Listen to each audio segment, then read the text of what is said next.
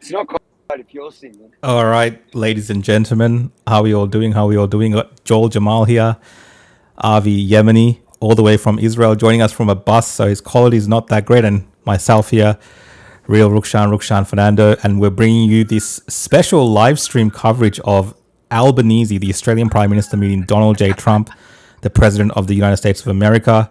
As you can see, we've got a countdown on the top, so the meeting's meant to start in about half an hour, which is around 9 a.m. in Washington, I believe.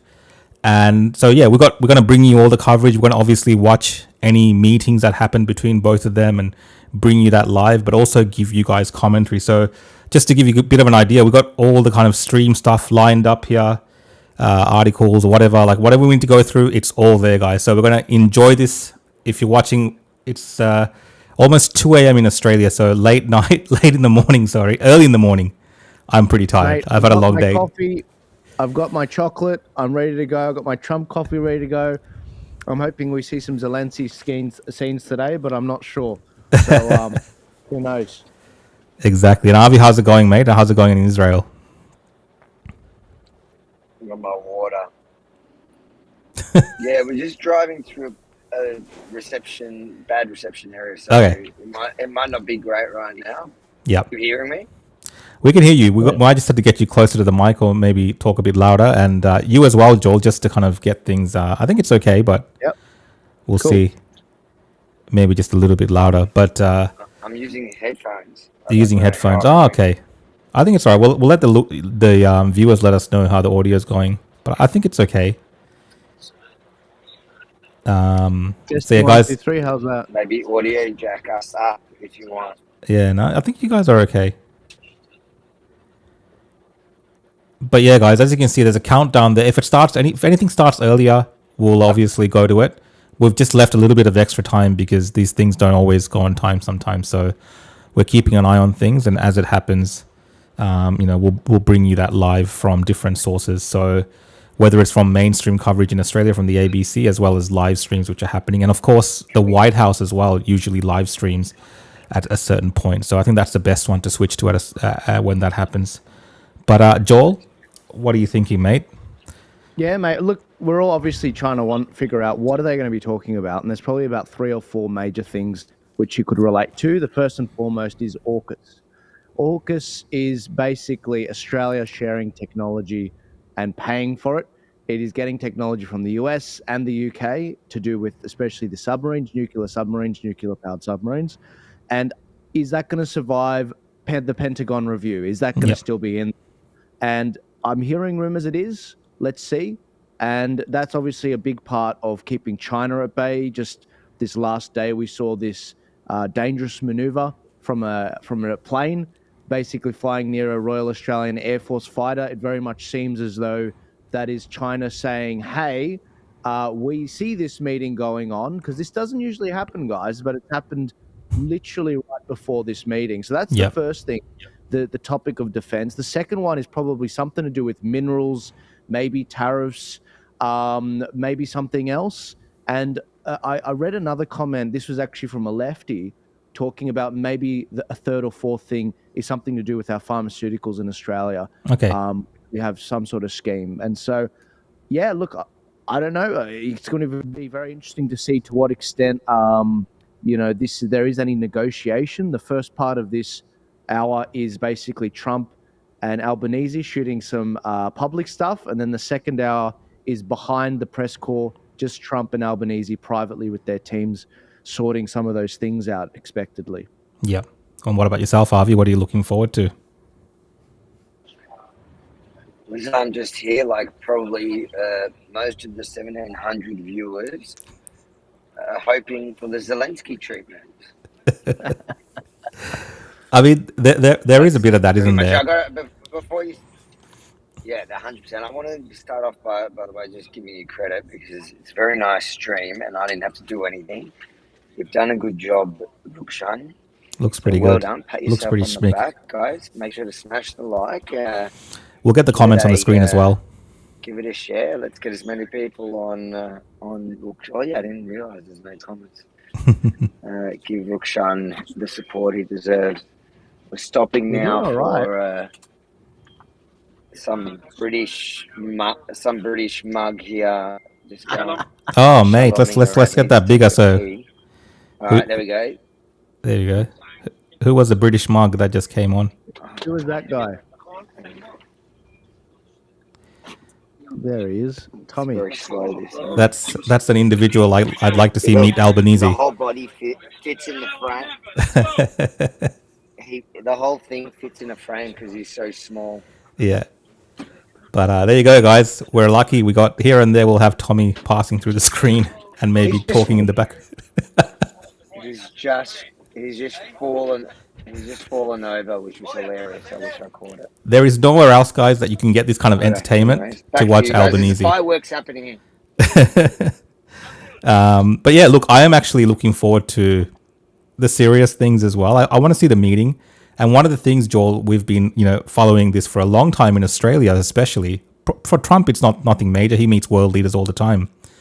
But for us in Australia, since Albanese became the leader, and as well as when Trump won the election, it was like, when are they going to meet? Because this is arguably one of our biggest allies, right? So when are these two people going to meet? And it's been in the works apparently for a long time, but it felt like Albo was giving him the cold shoulder treatment and really making it known that there was a bit of a difference between Australia and America in terms of where they stand on certain policy positions. But this is something we've been waiting for, and we want to see how our Prime Minister, Anthony Albanese, handles Donald J. Trump. And like you mentioned before, we have seen Donald Trump with other world leaders, and he does, I don't want to say puts them in their place, but there is a difference when they're speaking to him. Like, that, the king, right? We had the No Kings protest, but when Trump is with a world leader, that in that moment, he is the king. No matter what flexing they do, there's probably arguably one or two people, maybe Putin, maybe is an equal in some instances, but every other leader, especially Western leaders, you can tell that they're just not at the same level when they're with Trump in the room. And I really want to see Albanese under that pressure, because I think he's been skirting that in terms in the Australian public, and he's been putting out this image of him and the Labor government having a good relationship with Trump. I want to see if that's true, and if that, what comes of that today at the meeting. It is actually crazy that Trump's met with at least 23 other global leaders before Australia's Prime Minister. They met with South Africa, for God's sake. And there was obviously that hilarious clip of the embarrassing clip of the South African president having the death to the Boers clip being played him at that rally, calling for death to white farmers. Yeah. I mean, are we going to see something like that where, Scott Challen's video that was filmed this week played in there? I don't know. Yeah. I have no idea. But yeah, I just, it's embarrassing that every dictator has had a meeting with Trump before Anthony Albanese. And again, guys, Australia, look, we're small and insignificant to an extent, but also we're the only country that's been in every war and served next to the Americans since World War One. Yeah. And so, it's not nothing at the same time. And that comes with a degree of respect. But this was the clip with the South African president, and Trump just says, "Can you just dim the lights?" And playing this. I don't know if you wanted to turn the audio on, but yeah, just I'll turn the audio on. Okay. I mean, it's in South Africa. No, when you look at the videos, I mean, how does it get worse? And these are people that are officials, and they're saying that kill the white farmer and take their land. As government, Yeah, I mean, that's a serious topic that he's brought up before the South African president there. And it's an embarrassing topic as well for South Africa. So Trump doesn't hold back. And I think, for many Australians, we don't want him to hold back when he's speaking to Albanese. We want Trump to be Trump. And there is a part of me as an Australian, I love my country. I want the best outcome for Australia. Like, people think, I'm making fun of Albanese and I want to see him get wrecked and all these kind of things when I talk about it online. It's not that. I want to see Australia get the best outcomes. But there is also this desire, I think, amongst the Australian public to see Albanese tested, and to see if the things that he says to us in public holds up to scrutiny when he's up against someone like Trump. And it's not because I'm not a fan of Albanese, but it's hard to explain I think it's hard to explain what it is to want to see your leader not humiliated, but humbled by someone like Trump in that I moment. think you got to unmute Avi. I think he's trying to say something. Avi's he's been muted. He's muted himself. You've muted yourself, Avi. It says It was guest Tommy's fault. Did he? Avi muted himself. guest has muted themselves. Guests has muted themselves. He's trying to work it out. Yeah, I was just going to say, it is actually insane that it's been. You're back, Avi. I don't know. I pressed unmute. It doesn't. Your system's crap, mate. Maybe I take back everything I say. I do want to see him get humiliated. To be honest, I want to see him get And humbled. I don't want to say see- humiliated. Humbled is a nicer way of saying it. You're too kind. I don't care. I want to see him humiliated, and I want the Zelensky. I want the absolute full Zelensky treatment. I don't think it's going to happen. To be honest, I think that we're probably going to get a calm, rational Trump. It'll be interesting to see if the recognition of Palestine comes up, because you saw the UK trying to take credit in the peace deal Yep. via that crazy recognition. If there's any sense of that, I think Trump is going to smack him down. That's when you might get the Zelensky treatment. Yep. It's funny you say that, Avi, because they were also left out. Australia was left out of the actual being invited to Egypt, and so maybe it will end up coming up. So I just got to update. I'm just following the Sydney Morning Herald as well. So this is the welcome flowers that the president and Miss Trump, Melania Trump, has given the Albanese. So if you want to know what's happening, they've received a warm welcome, flowers, and a note from Trump. It says, "Dear Mr. Prime Minister, welcome to Washington, D.C. We are delighted to host you at the historic Blair House and hope you have a lovely stay," the note reads. So this is, I think, where they're staying.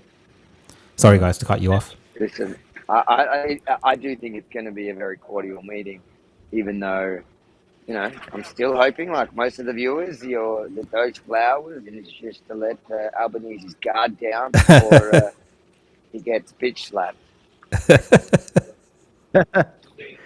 Yeah, I mean, with Zelensky, Zelensky did have a bit of a. It actually wasn't Zelensky or Trump that kicked that off. It was actually a journalist that kicked it off, if I remember that. Yes. And then it kind of and I think Vance jumped in, and then Zelensky. It was Zelensky's response. Look, I think Trump is going to be cordial if unless it comes to the point where Albanese says something that Trump immediately responds to. It just comes back down then to Albanese's response to whatever Trump says. Like, Trump says what he's going to say. You see most of these leaders, like these it's hard to even call them leaders, but these weak prime ministers from Canada, the UK, they all act the same in that room. They turn into little like babies and just let Trump say whatever he's going to say. And that's what I expect is going to happen here. Trump is going to ramble on. Some of it's going to be to do with Australia, some of it's not. He's going to talk about how great and successful he is. And Albanese, even though he absolutely detests him and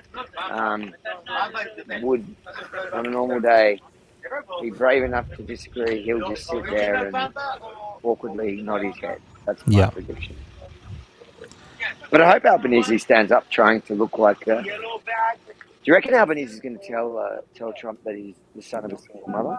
I was going to say the biggest thing that will be interesting to see is I'm just going to put the chat overlay on you as well, Avi, just to I think it suits you. Who cares? Yeah. So guys, we're bringing up your chats here as well as we go. Guys, with a quote that comes to mind when I think about Australia and America, it's from Henry Kissinger. And he says, when I'm shaving in the morning, I'm not thinking about Australian foreign policy. I think there is an element of this where we got to check ourselves and be like, okay, all right, are we getting over ourselves? We're only the size of Taiwan in population. We're only the size in economy as Florida. They got 50 states over there. To what extent? Australia's just kind of, we've always done our job and stuck to it. We've been good friends. You haven't really had to question it. But who knows, mate? Look, But I that's have a no difference idea. this time.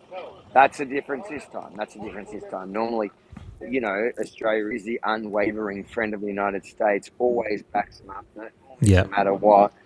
But it hasn't been like that in, recently, So, since January. Avi, So, you probably know better than I did.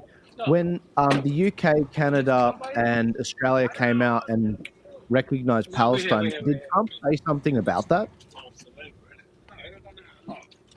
yeah, he said that it was unhelpful Mm. and that it was actually detrimental to the peace talks. Right. That Yeah. Because he was was Trump's working on position that in on the it. It background. emboldened Hamas, Right. and it may have delayed it. Right. Interesting. Yeah. So if that does come up, and Albanese tries to take any sort of credit, I don't think Albanese is dumb enough to do that. I don't think Yeah. Albanese is dumb enough. It's one thing for I think in the UK it was a foreign minister or something. So I'm just gonna. Sorry, guys. Took the We're credit just getting the in the media or on a post. Are we getting the feed now? Are we? We're getting a feed from the Associated Press, so I'm just gonna bring that up. Good pickup. You guys can keep talking. So I'm just obviously trying to get the latest. From memory, guys, I remember Keir Starmer went to the White House recently, and there wasn't any problems with that, or it might have been it was Trump went to the UK, and there wasn't any issues with that. But I can't remember if that was before or after Starmer basically recognized Palestine. I think it was before.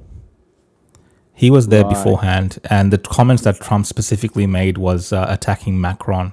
So a journalist asked him specifically about Macron, I believe, after they recognized it. He said, he does things, it doesn't really matter. Something to that effect. But you're right, Joel. What you said before was correct. Like, a lot of this is a domestic play for Australia. Who's British? Stuff like that, all that,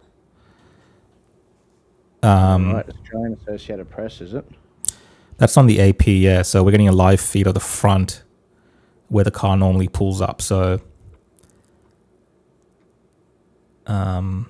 we'll just keep it on this screen. I don't want anyone to miss out on who've joined up onto this stream. So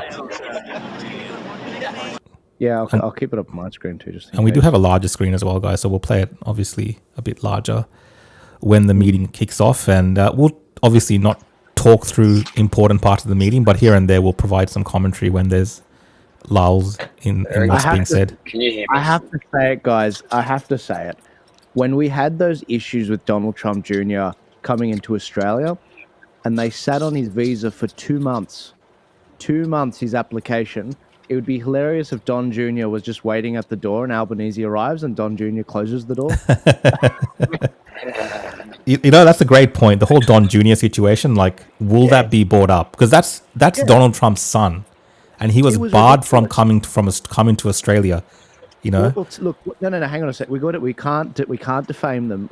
I've got to pull you up, Rukshan. All right. What happened was they had the application for 2 months. Yes, that's true. You're right. On average, it takes 10 days.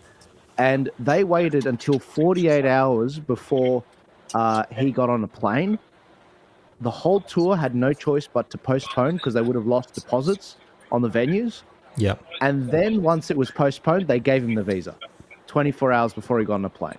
That is not what they do with Obama. That's not what they do with Taylor Swift. They get it like a rubber stamped one. They don't even look at the application with those people. Yeah. And that's the double standard we really are getting annoyed about. Yeah, no, I get what you're saying. So, guys, you can also we got your comments obviously on the screen.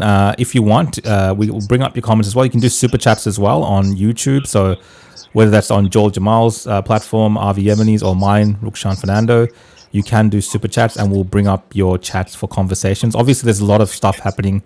There's about 3,000 people who have joined into this stream. Lots of comments are coming through. So the best way for us to filter your comments is if you do a super chat. We'll pop it up at some point during the discussion when we get a chance, and we'll try to include you in the conversation as well. But otherwise, we'll have your chat stream running on the screen as well, like this. For those of you watching on a television, most likely it's probably easier to see. We're just trying to make it less distracting as possible because we want to be able to see the glory of Albanese and Trump meeting. That's why you see me live editing this screen as well, just to make it look all good. Because at the end of the day, guys, as Australians, this is almost a highlight of Albanese's prime ministership. Oh, here we go. The flags are coming out. Oh, They're getting ready. Should we check, right. Joel, if you want to have a look at any other platforms as well? So obviously, we're playing this on. I'll just check the White House. There's nothing on the right side at the moment. From memory, I think AP does get the stream directly from them, so they do switch cameras. Right. So hopefully we get the proper feed. But I'll put the volume up as well. Do you want me to keep the AP? Hang on. If these guys are coming out, then they must be here soon. Yeah. I was going to say, if you want, I can keep an eye on the AP stream. Yeah. And we can play some comment from Kevin Rudd, which was one of the links I sent. Yeah. Cool. So you just send me a link now as well. Yeah, WhatsApp. There was a meeting, an interview actually, with Nigel Farage. Yep. Nigel Farage, another person who's had problems with his visa and the Albanese government. He basically gave some comments to President Trump in his interview about that situation. And the new appointment for the Australian ambassador being Kevin Rudd, former Prime Minister of Australia in 2008. Yeah. And crazy comments. And some of those get played in that clip. Let me just have a look at that. So you've got some of the guys marching around with their flags at the moment. I've seen some funny comments. Someone was asking how many flags. Will they display just the Australian flag, or will Albanese be giving the Torres Strait Islander flag and the Aboriginal flag as well as a sign of respect? Mate, I doubt it. That's a great bloody question. That's a great bloody question. I'm sure Kevin Rudd requested such a thing, just to fit in the whole woke thing, but all of that stuff dissipates when they do this overseas stuff. It all dissipates. Yeah. It's actually quite funny because they know it's embarrassing. Yeah, no, definitely. So it's getting set up. So I just Joel, can't believe they're not going to have a trans flag. No trans flag? It's kind of how can Albanese stand there with a straight face without a trans flag? I want to keep it on the screen, Joel. I'm going to pull up that video onto the screen. Yeah. I reckon. Sure. Let me try to do that. Sure. I am keeping an eye on the AAP, so don't be afraid to... Yeah. Because I'm reading the comments. Everyone's pretty excited, even just to see the movements of flags and things like this. People want to see honestly, all of this. guys, I'm down to just watch the micro emotion of Albanese being uncomfortable, because he will be uncomfortable, and he'll be wearing an adult nappy, 100%. Yeah. 100%. Yeah. I would be crapping myself if I was the leader of Australia. Yeah. And we needed to make sure we had a good relationship. There's a lot riding on these conversations. Yeah. Like one word out of place, and you can increase tariffs in Australia. Yeah. Like, I mean, we've been wondering where Albanese's been in terms of, looking after Australia and the issues that we've had in this country. He's been a bit MIA recently, but I think he's been taking extra tuition, preparing for the last few months for this very day. Well, actually, guys, he planned a holiday the week before this. He's been on holiday for a week, and some people have been saying he has been preparing during that holiday. Yeah. And obviously you prepare, but the idea that you clear your schedule for a whole week before this meeting is pretty interesting, to say the least. Because what are the elements of this meeting? So we've got the actual meet and greet at the door, Joel.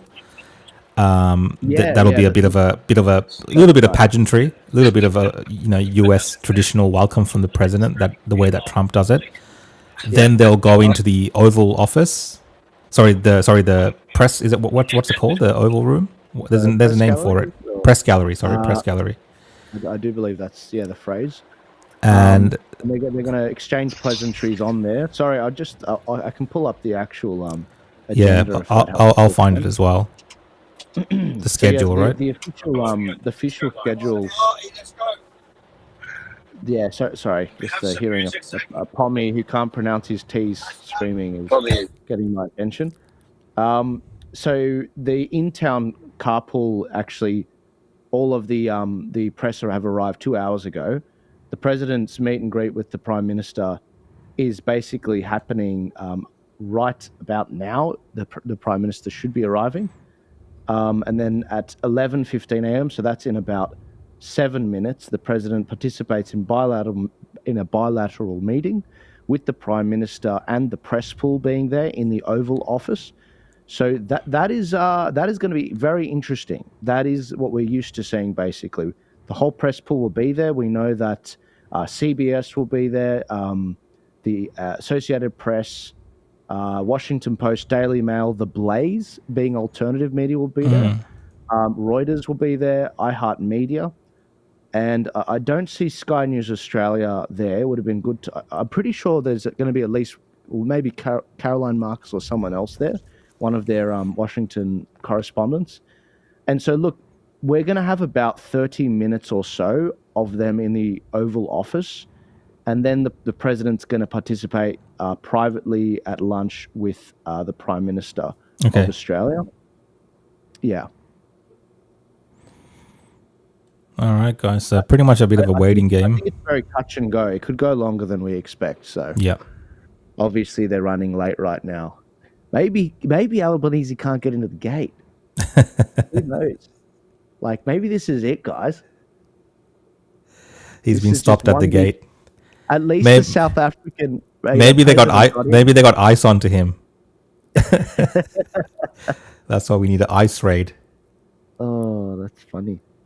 So he lets Albanese in, but he's got to pay him 10% of something. The tariffs.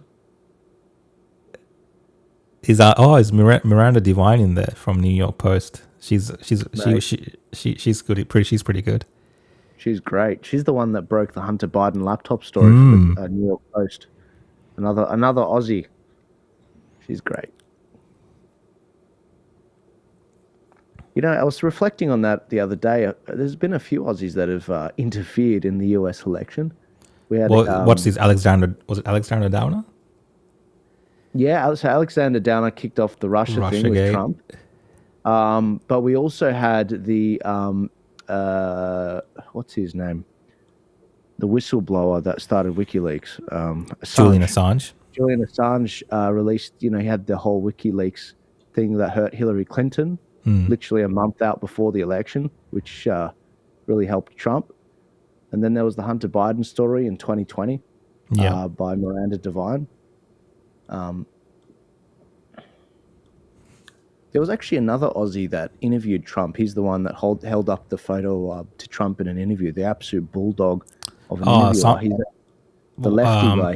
Is it Nathan as well? Something Swan? Jonathan Swan? Yes, Jonathan Swan. Yeah, Swan was definitely his last name. He was one of the toughest interviewers I'd seen Trump do. Yeah, and it was full of memes. That was the one where everyone. Yeah, I know the one you're talking about. Yeah. So guys, thanks again for joining in for today's stream. We are just a few minutes away from Prime Minister Albanese arriving per the schedule, or I think he might even be behind. Yeah, absolutely. Yeah. So we'll bring the audio in. I think I'll just bring the audio in. Let's see what's happening with sound wise. Polite on the it's the only place that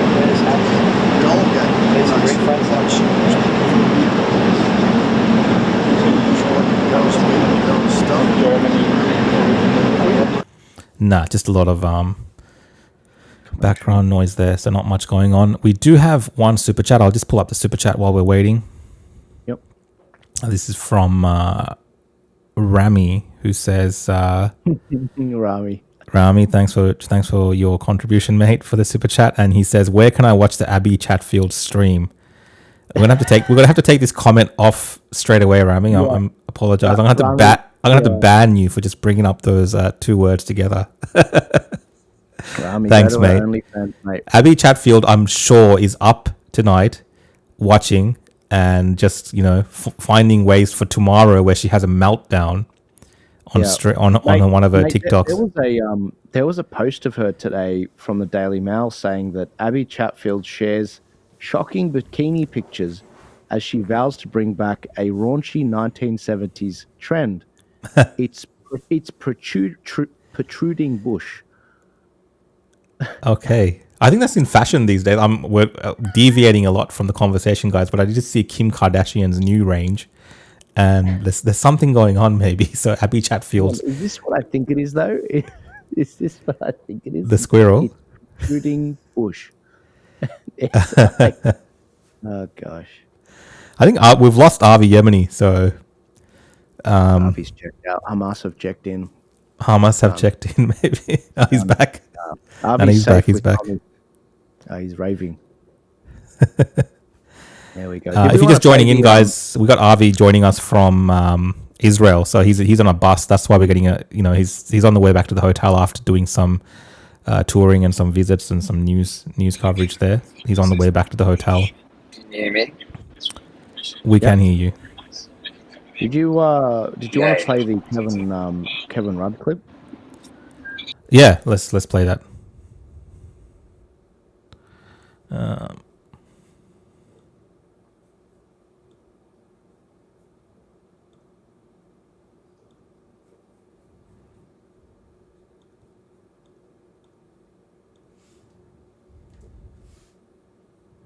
there's definitely nothing else going on with the other. Yeah, you keep an eye out on the stream. I'll just play this clip for the audience just so we can discuss this one as well. Go for it. Oh, this is great. Kevin Rudd has found himself on the end of an extraordinary spray from Donald Trump, who declared Australia's ambassador to the United States might not last in the role if Trump returns as president. But tonight, the federal government is standing by its man in Washington. Donald Trump's latest stop on his barnstorming bid for presidential re-election, a friendly chat with British controversialist Nigel Farage. The former US president given a helpful steer by his right-wing interviewer. We've got a Labour government in Australia. Enticing Donald Trump with a healthy chunk of red meat. Now they've appointed Kevin Rudd, former Labour MP. I mean, he has said the most horrible things. You were a destructive president, a traitor to the West. And he's now Australia's ambassador in Washington. Yeah, well, I don't know. Would you take a phone call from him? He won't be there long if that's the case. I don't know much about him. Before his posting to Washington, Kevin Rudd serially criticised Mr Trump, including his handling of the COVID pandemic. From his appalling lack of domestic preparedness. And for inciting a mob attack on the Capitol. Trying to cling to power in this interregnum, it leaves a very bad taste. I heard he was a little bit nasty. I hear he's not the brightest bulb, but I don't know much about him. But if he's at all hostile, he will not be there long. Joe Hockey, one of Mr Rudd's predecessors as ambassador, managed to forge a friendly relationship with Donald Trump, sealed on the green. Penny Wong, confident in Kevin Rudd. He will be able to work closely with whomever is elected by the American people as the United States President. Will the Prime Minister be reassessing Mr Rudd's position as ambassador to our most important strategic ally? The idea that we have a cheap shot question like that diminishes the opposition and says everything about why this bloke is not fit to be the Prime Minister of Australia. If Donald Trump does return as president, he'll have to be handled carefully. He relishes being a disruptor, but is fundamentally transactional. Kevin Rudd might want to take golf lessons. Andrew Probyn, 9 News. Yep, that is the name of the game. Take golf lessons. That's what Joe Hockey told Kevin Rudd, basically. Yeah. I mean, look, I found that whole thing quite interesting. Even what they called Nigel Farage a controversial. What was the term that they used? They just said they're not right-wing interviewer. Yeah. Yeah, it's like, you guys aren't left-wing? Like, for God's sake, And who was that? That was Channel 9? Channel 9, yeah. Yeah, thank God it wasn't Channel 7. Yeah. No, look, the media showing their cards with regards to how they cover things. It's just, this is what people are used to. Yeah, we've got another super chat, so I'll just bring that up as we're talking. Yeah. But hey, guys, this is why we do what we do. This is why we're here tonight, to get in early before the mainstream media get in. Yeah, definitely. So this is from Cruel Intentions, who says, fix Joel's audio. Rook is loud. Joel is whispering. Avi is gone. Albo is having a pants emergency. I feel like it's a joke. I think it's a joke. Yeah. I think it's a joke. I think it's all right. Avi's definitely I thought it a was bit fine. softer. I checked it on my phone before. I think it's fine. Yeah. Cole Smith's asking, I just pulled this comment up quickly. Is this live also on YouTube? Yeah, so you can watch this on YouTube as well on Avi Yemeni, Joel Jamal, or Real Rukshan Fernando. You can continue to watch the stream. YouTube's down. I think my YouTube's down for some reason. Not sure why. Oh, YouTube went down. But I don't think mine ever went up. But that's fine. Most of the views will come from Facebook. So Okay, that's weird. People are watching. I'm sending them there. The Perfect. Facebook's doing quite well. That's good. So we do have about 4,800 people with us across different platforms. So we're multi-streaming this. We're just waiting for the Prime Minister to turn up. So I don't know if he's late or Trump's late. Oh, the flags are getting ready. Let's put the audio up. All right. Ladies and gentlemen, I believe... Train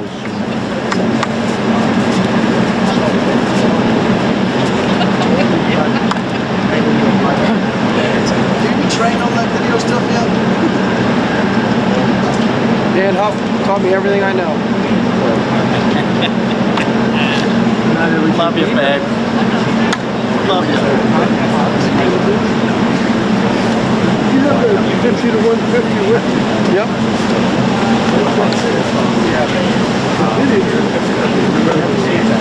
It's incredible, man. It's amazing. It really is. Looks like what, $3,500? Got that right? He's got that roll around the ashtray of your car. He's got two of them. Ask him borrow.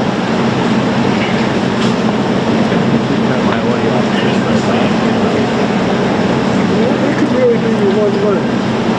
Sorry? It could almost be your one leg. Yeah. It's not quite right, but I got a 35.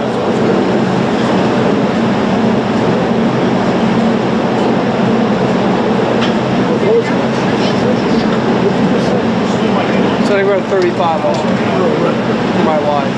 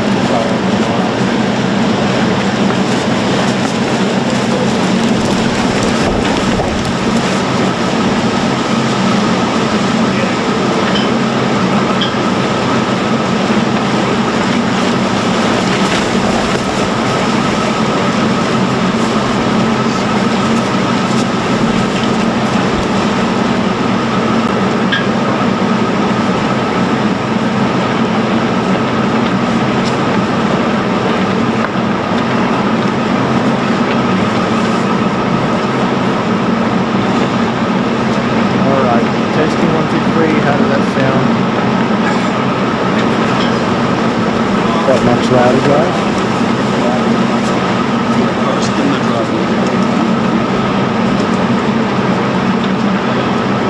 Up, here we go. Action.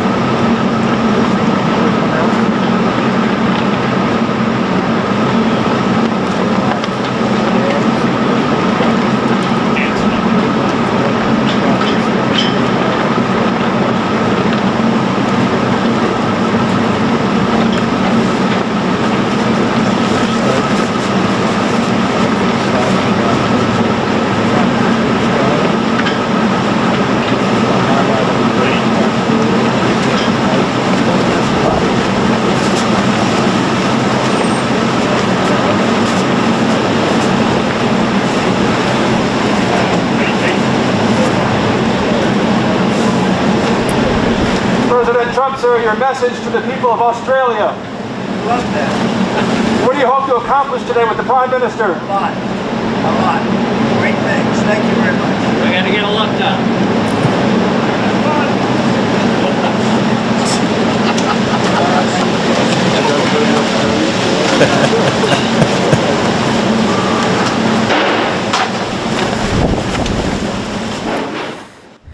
Albo looked like he was grinning from ear to ear. Were we muted that whole time? We weren't muted, no. Just the audio was really loud because you got the noises of the wind and everything as well. But right. Cool. yeah, he looked like There a you go. schoolboy. He looked like a schoolboy who just like met someone that famous, and he's just got out of the car. He's smiling. Mate, he looked like he put a bit of weight on. Like his chin was looking a bit larger than usual. Yeah, a bit of the Albanese, stress that was is. showing for sure. It's inflated. So that's probably some of the professional bureaucrats going in. Yeah. On with the Albanese administration. Albanese. Very good. All heading in.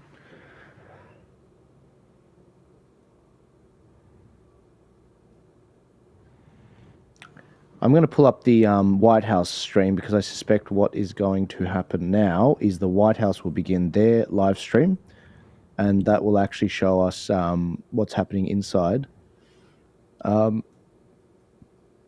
Yeah, nothing on there yet, so I'm keeping an eye on that as well. So I do feel like AP switches to this. Yeah. So let's see. By the way, is my audio okay now? Or? People are saying it's a little bit low. So I don't know if you can increase. I think it might be low on your end because I've maxed out. Oh, you've maxed out. Okay, you're pretty much maxed out here as well. So right. Yeah.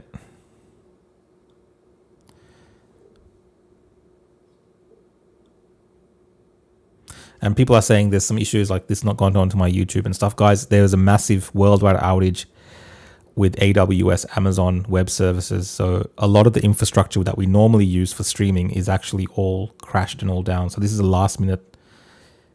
We put this together with another software that we use. And it luckily wasn't using Amazon services, so it's working.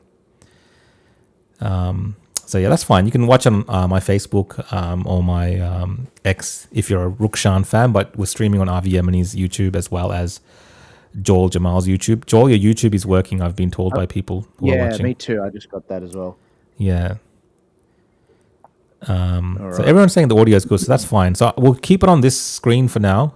We just had Albanese. If you're just joining in now, he just walked in. Came in the car. He was greeted by President Trump. Journalists asked him, Donald Trump, about the Australian people or something, a message for Australia. And he said something along the lines of he loves the Australian people. And what do you hope to accomplish? Donald Trump said a lot. And Albanese remarked something at the end. I can't actually remember what he said, but he added a comment at the end. So they're all in the White House now, and the doors have been closed. The flags have been moved away. Let's see what the AP does. And we'll just see. You know what's surprising? I'm just on the ABC News 24, and they are not streaming this.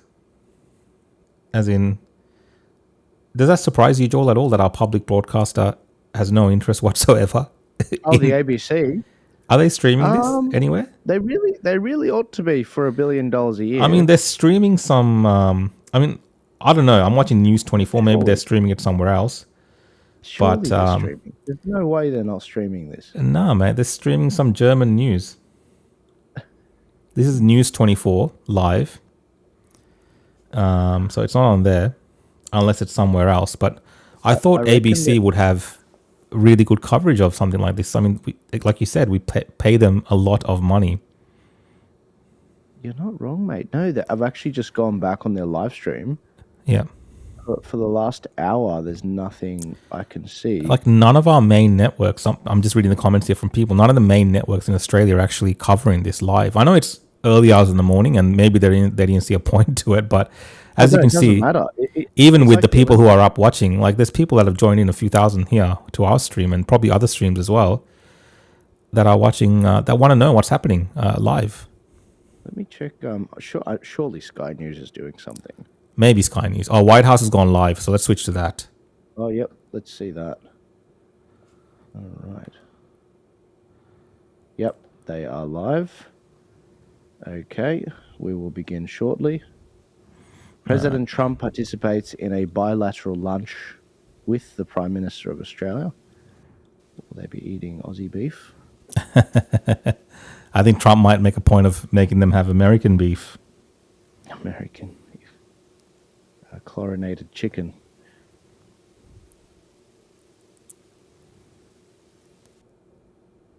Oops. Avi, you got any comments, thoughts? Did you think that was Albanese's body language was exuding confidence?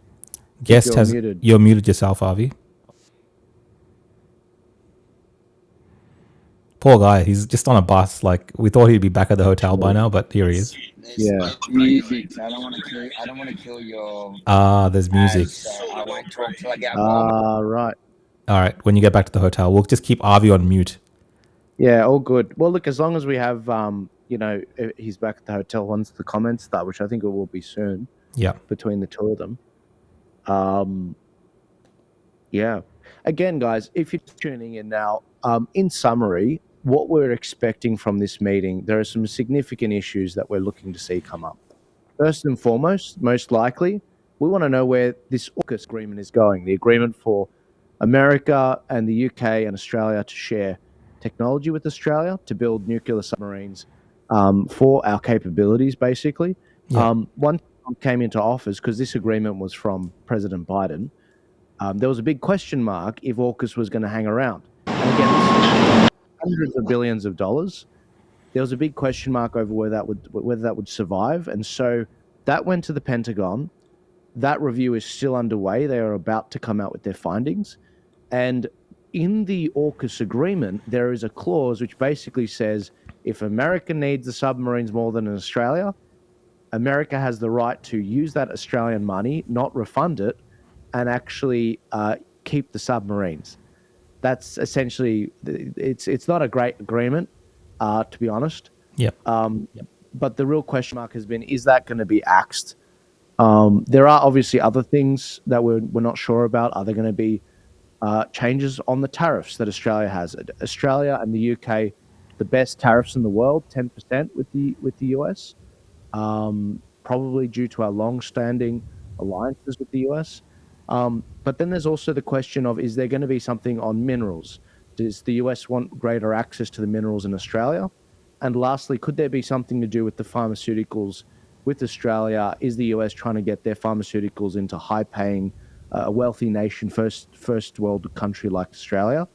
These are sort of the questions bubbling around in our minds about what's going on. And then Avi actually pointed out earlier, I totally forgot about this, Trump may use this opportunity to basically say to Anthony Albanese, you tried to kibosh my peace deal that I just did. I told you to wait. We were coming out with this peace deal. And then you and Starmer and the Canadian Prime Minister decided to fang it and recognize Palestine right before while we've been trying to work on this deal. That could also come up. And so this could be very interesting. We have no idea where it's going to go. And the body language was a bit like whatever. It was just a very normal welcome. Yep. In the past, though, isn't Melania there? And isn't the Prime Minister? I think Melania normally comes if, again, correct me if I'm wrong, if like the First Lady or something else from another country comes as well. She's normally there to greet them. Whereas, why wouldn't Albanese bring his wife as like a? Forgive me saying, Scott Morrison brought his wife, and I do believe he brought his wife, and Melania was there. Yeah, and I mean, especially if you're Albanese, you'd want to deploy every asset per se to, help the situation. But I distinctly remember Trump showing Albanese, showing Scott Morrison some ships that an Australian company actually made the US. Austral. It could be as simple as, again, I'm just guessing here, but it could be as simple as Melania Trump doesn't like Albanese. So maybe she declined to be there. I mean, it's possible. He's a slimy character as much as he's our PM and, just by default. No, I'm just saying, because she's someone who's very... From me, mate. No, she's very she's very honest about her interactions with people. Like, she does not like certain people because either they've wronged her or she doesn't trust them. And I can see her being not warm to individuals. Like, Trump puts it on because he's the president and he pretends sometimes, like, you know, he greases it up for the camera. That's what Trump does. But Melania, you know, she does it sometimes, but if she had a choice, would she want to be in the company of Albanese? I don't know. Maybe where I'm overthinking it, and maybe there's something going to happen inside. I don't know, at the lunch maybe. Of course, we're just speculating and having a bit of fun as we wait for this meeting to take place. This has been building, guys. You have to understand the fact that we're up at this time in Australia. All of us, there's about 6,000 people here on the stream watching. Yeah. The reason that we're up is because we've all been anticipating this meeting.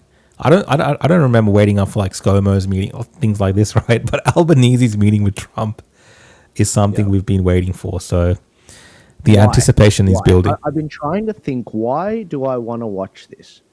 And I think what it is we don't have the same press freedom and access to the Prime Minister that perhaps the media does over there to an extent.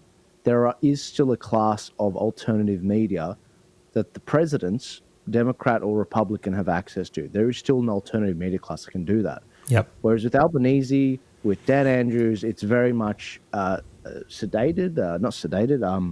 sterilized. You know, everything is staged. Even the voice. Remember the voice referendum? Yeah, when he announced it's all gated. Like, you know, it's all gated. Even, I mean, it's similar to what it was like with the Biden administration. It was very gated in terms of the media access to Biden. And it's similar system here in Australia, whereas, you know, Trump, he'll talk to anyone almost, and then he'll go off the cuff, and he'll really get into issues and, you know, say what he is thinking. Whereas Albanese, he usually gives a very coached answer to most things, and you can see it's all been workshopped. It's not very sincere, and that's why he struggles to be authentic. I think Albanese. And I think here we're looking for authenticity because, you know, all bets are off. The American press is there. Donald Trump is there. And they're going to be firing questions. And if Albanese doesn't answer one of those questions, it's not like Trump is the type of leader that walks away from that. He might jump in and answer for him and then bring something else up. And no doubt. It's such a fluid environment. And if you're in the press pack, Albanese or, you know, Dan Andrews, he can duck weave, he can make you look like you're stupid, he can not answer your question and then not invite you to the press pack in the future. Like, it's blatant bullying. And so he can sort of get around this stuff, this transparency, which is, the media is meant to be the guardians of democracy. Yeah. And when you don't have that, you have tyranny. And so when I see Trump finally having Albanese there, it's like there's some hope. There's like maybe that guy from Fox News. I forgot the name. The name of the guy. Peter Dowsey. Peter Dowsey, basically saying, "Hang on a sec, you did this or you did that, or why are you allowing this many people into your country or something?" Yeah. I don't know. But like, we don't get that in Australia. That pushback, and it's satisfying. It's like it's satisfying to our in our bodies. And that is literally why we do what we do in media, because we want the truth to ring out from the heavens. And so I think that's why I'm up at this time. Yeah, no, I agree. And I think that's why all you lovely people have joined in on the live stream. I'm reading the comments. It's very entertaining, guys. And some good points being made, like a bit of a wish list from some of the audience in terms of what they wish Trump to ask for. And a lot of people are saying, I hope Trump brings up issues around free speech, which has been a massive issue in Australia. And of course we have our e-safety Karen, Julie Imam Grant, of American heritage, and you know, she's been causing all types of havoc in the Australian space when it comes to censorship. That's the big one, right? You just reminded me with Trump and Starmer. He actually made. It was Vance that made the point about that, didn't he? On free speech. Yeah. Basically saying, you know, we should be using our tariffs or something to leverage against free speech. You can't go after American corporations with these laws. I mean, that's going to make our job easier. That's going to help us get Australia back on track if we have some sort of an airstrike in that way from the US. Yeah. I mean, that would be really helpful. Yeah. So I hope that issue at some point, even if it's not done in a public setting, even in private, it's discussed, because the impacts that Julie Marngrat, the e-safety officer, is having, she's bringing lawsuits against American companies, and she's putting pressure on American companies. And like you said, what Trump has said, what Vance has said, is that, you know, Americans don't want to bend to the international jurisdictions or, you know, jurisdictions of another country that defines what their free speech is and how their tech platforms have to, you know, perform or adhere to certain censorship things. They want to be, you know, under the American system, and the rest of the world should accept that. So I hope that's made clear. You know, again, that's on the wish list of things. Yeah. Let us know in the comments, guys. We'll read it. Your comments are flying through. Let us know what the wish list is of things that you wish or hope that Donald Trump will put to Albanese. They got about, I think, 30 minutes in this particular thing that we're waiting for now in the gallery there, where they're going to speak to each other. Yeah, they must be having doing something briefly inside the White House. Yeah. Yeah, this is going to be interesting. It was pretty cringe seeing Albanese post that photo, that selfie of Trump with Trump. Because again, it's been a year. And and that's the other thing, mate. Are we going to see a state visit from Trump to Australia? I mean, can you imagine the size of the rallies from the left if Trump came to Australia? I mean, they would, depending on which state he went to, especially, I wouldn't recommend he comes to Melbourne, for instance. But look, I think, you know, Donald. I don't think he came to Australia. He didn't come to Australia in his first term, and I don't think he's ever been to Australia. You know, official capacity, no. I don't know if he's probably been here in the past on holiday or something like this. For sure, he's travelled around. One time he came to, was it New Zealand for a casino license? Okay. But there was one time Donald Trump Jr. came here when he was 18. Yeah. But the guys, they haven't really been here at all. Yeah. So, yeah, I mean, that'd be great if we had that relationship with the US where the leader actually feels the need to come, you know, say hi to us here in Australia, in the land down under. So far, we haven't seen that with Trump. I mean, I'd love for Trump to come to Australia. I think it'd be a pretty cool thing, right? He should. We'd go shooting. We'd go forward driving, do some beach stuff, catch some fish. I know his son likes fishing, Don Jr. We'd have fun. We'd do some cool stuff. You know what I would actually love when you said Don Jr.? I would love if Don Jr. is in that room today. Mate, honestly, guys, I got to tell you, I don't know what's about to happen. I have no idea what's going to happen, but it would be pretty cool if we saw that. I don't think the chance of some of these things happening is zero. Yeah. But I don't know. Like Trump, the idea that Fox News and all of these, I'm looking at the live streams on YouTube right now. Yeah. There are these big corporate news. I don't think they'd waste their time with this. Yeah. I think this is going to be very interesting. Yeah, I've seen it covered extensively on the American press, this particular meeting. So, of course, we're one of their traditional allies, but is there more to come? Is there Trump fireworks to come? And that's what we're all anticipating. Avi just... Oh, okay. Apparently Albanese and Jody aren't married. Avi just texted me. Yeah, but like, Would you bring your partner? Pretty sure she's accompanied him on different state visits. Right. Did she get on the flight with him? Or did he come by himself? I'm not sure. I can't believe how many people are awake with us. Guys, there are 8,000 of you watching. Yeah. And my phone, I'm getting more texts now than during the day. Go to sleep if you got kids. No, God bless you. Thank you for staying up with us. It's awesome to have you here. I'm reading all your texts, especially on the all your comments on here. What would you ask? What would you ask Donald Trump? And what would you ask Anthony Albanese if you were in the press pack? I'm very curious what you guys have to say. Because this is very cool. Yeah. This is very cool. Oh, yeah. I just got Avi's message as well. Avi knows all the gossip. He knows who's married, who's not married. He's a typical, he's like a Israeli auntie. Just knows all the goss. straight away. It's just Mossad. Call it what it is. He All just right, pulled Mossad. we're on this. We're on this, and Mossad just gave him a quick message. Just let the boys know they're not married. Giving him tips. Thanks for saving me. Hopefully, I'll get my 7,000 after all of this. However, there is a good debate to have that, but because we're waiting right now, there is a good debate to have about whether Israel is America's greatest ally or whether Australia is. I think there's a very strong argument to say Australia is, to be honest.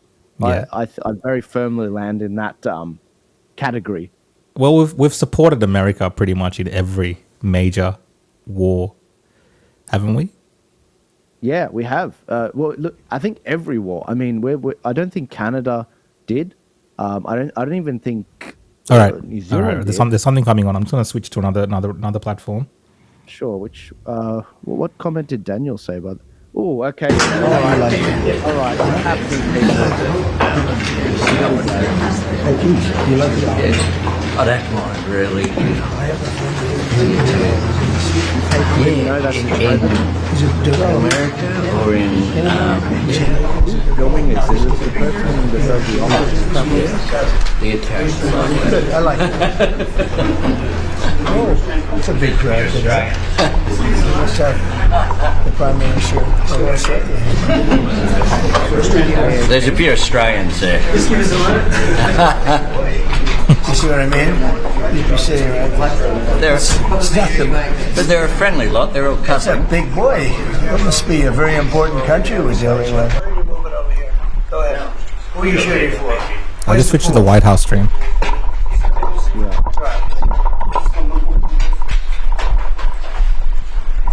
Yeah, the White House stream is high quality. It's higher quality. They haven't got the audio perfect yet, but let's see. Maybe they'll fix it up.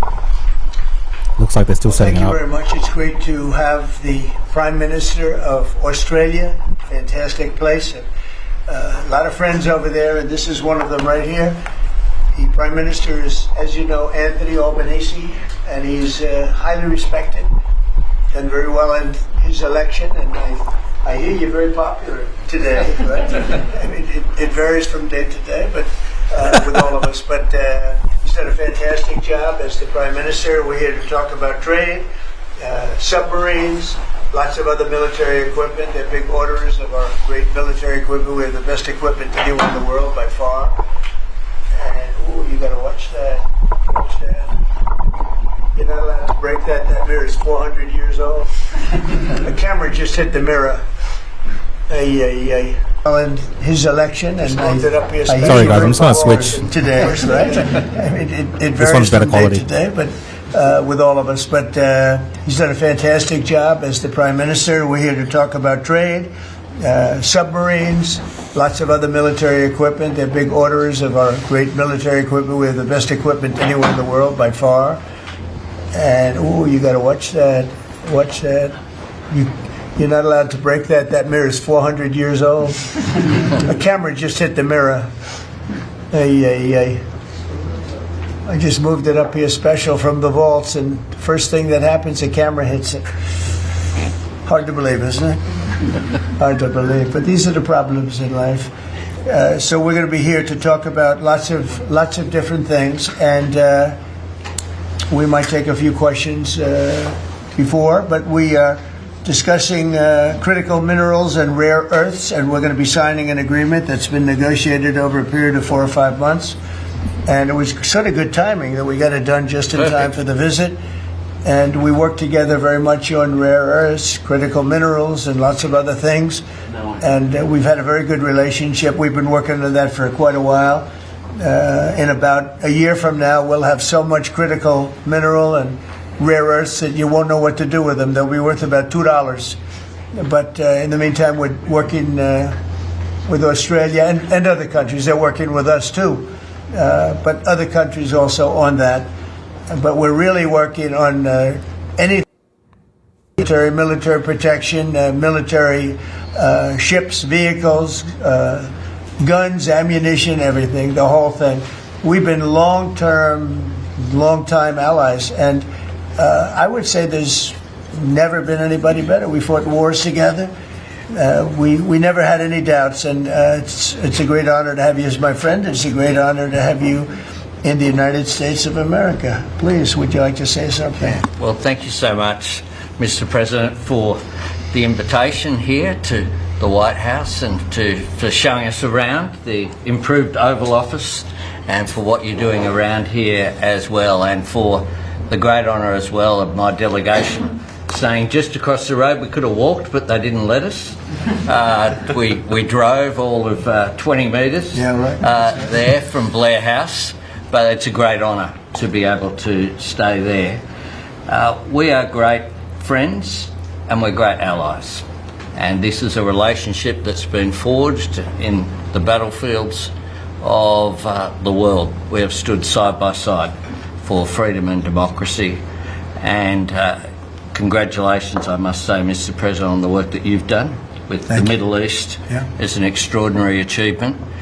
And on defence, we've already had a discussion about taking it to the next level. Our defence and security partnership with AUKUS is so important for us, and I thank you for the support that the administration are giving as well. You've had the Chief of the Navy here as well, which will play obviously a very critical role with the subs and increasing the security for the region and the world.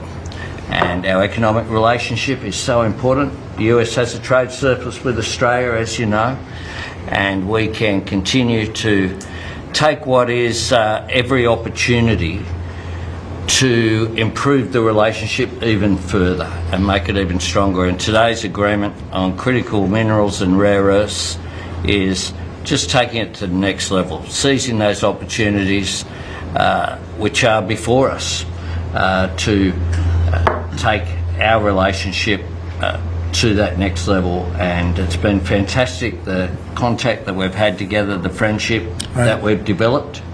And Australians love America, and I think Americans kind of like Australia too. That's true, we do. And as we go forward, I think that today will be seen as a really significant day in our relationship. So thank you very much, Mr. President. Well, thank you very much, Anthony. It's an honor to sign this, and we'll do it now. And then we'll take some questions. Some good ones, I think. Can I just say? Let me just switch to the White House. Red, white, and blue, all green and gold. Okay.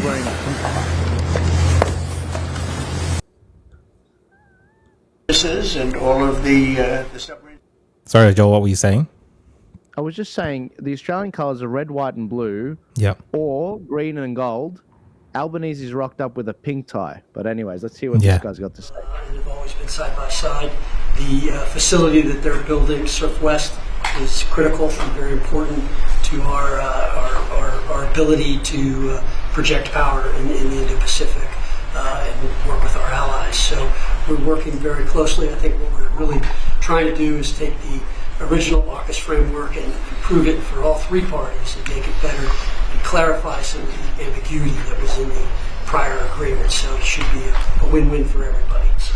And the submarines that we're building for Australia are starting to really move along, right? The process is getting very exciting, isn't it? We're getting better. That's good. Very good. It's going to be great. Thank you very much. Maybe we'll hold this up. Okay.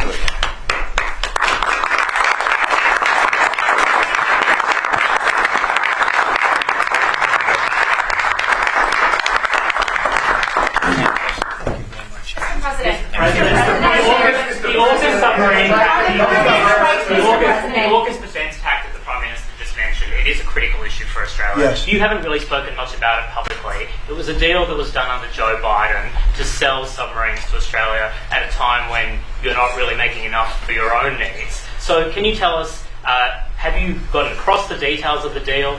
Do you support it, and will you honour it? It was made a while ago, and nobody did anything about it, and it was going too slowly. We do actually have a lot of submarines. We have the best submarines in the world, anywhere in the world, and we're building a few more currently under construction. And now we're starting, we have it all set with Anthony, we've worked on this long and hard, and we're starting that process right now. And I think it's really moving along very rapidly, very well. But if the rate of production doesn't continue, how can you guarantee Australia will get the votes? Oh, it's getting. Oh, no, they're getting. Mr. President, at least 32 people have been killed. In Excuse me, you're next. Go ahead. China's bad behavior has really only gotten worse since the AUKUS partnership was formed. With that in mind, is the door open for Australia to get additional nuclear-powered submarines or other military capabilities not already in the deal? I think China's been very respectful of us. They're paying tremendous amounts of money to us as in the form of tariffs. As you know, they're paying 55%. That's a lot of money. They never were paying anything over years and years and years.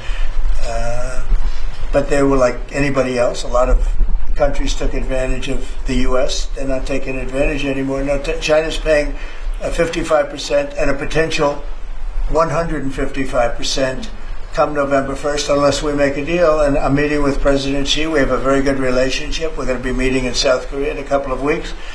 And we'll see what we can do. We have a very good relationship with China, but you know, it's been probably a little bit like your relationship with China. They try and take advantage, but most countries do. I mean, I can say the European Union took advantage, but not anymore. We worked out a very fair trade deal. Japan, we worked out a very fair deal. South Korea, where I'll be meeting President Xi, we worked out a very fair deal. And I expect we'll probably work out a very fair deal with President Xi of China. So most of you will be with us. It's going to be very exciting. And I think we're going to work out something that's good for both countries. Are you at least interested in expediting? Are you at least interested in expediting the nuclear-powered subs to Australia? Well, we are doing that. Yeah, we're doing that. We have them moving very, very quickly. Mr. President, I don't think you've ever been to Australia. Have you thought about coming to Australia and trying out some of the golf courses? I would, and I actually have been to Australia, and I did play one of your great golf courses. They have great golf courses there. But I have been to Australia, actually. Will you come again? Oh, I would. In fact, I've been invited to go, and I'll have to give it serious consideration. No, it's a real possibility. Did the Prime Minister invite you today? He did. And perhaps we could time it, must be said, with the President's Cup that Australia hosts as well. When is the President's Cup? We'll organise it at a time suitable for you, Mr. President. Please, in the back, please. Yeah, in the back. Yeah, Mr. President, the Prime Minister mentioned that there's a trade imbalance that's very heavily in America's favour. Why does America slap such heavy tariffs on a friend and ally? Well, we don't, yeah. Well, we do in some cases. We do in many cases because we've been treated unfairly. But actually, the tariffs are very light. The one thing is you buy a lot of airplanes, so that helps because you buy a lot of the beautiful Boeings, the best of the Boeings. Boeing, and by the way, Boeing is really doing well. They have lots of orders, and they're really doing a great job. They make a great plane. But Australia, because of its location, which is great, but one of the things dictated by that location is you have to order a lot of airplanes. So I guess we have that advantage. They need a lot of airplanes in Australia, and that gives us a little bit of an... Mr. President, your Secretary of War, Pete Hegseth, in his Shangri-La speech in, I think it was May, warned about the potential likelihood or threat of President Xi ordering an invasion of Taiwan. 2027 is also the year that Fleet Base West is supposed to start rotating those US and UK submarines.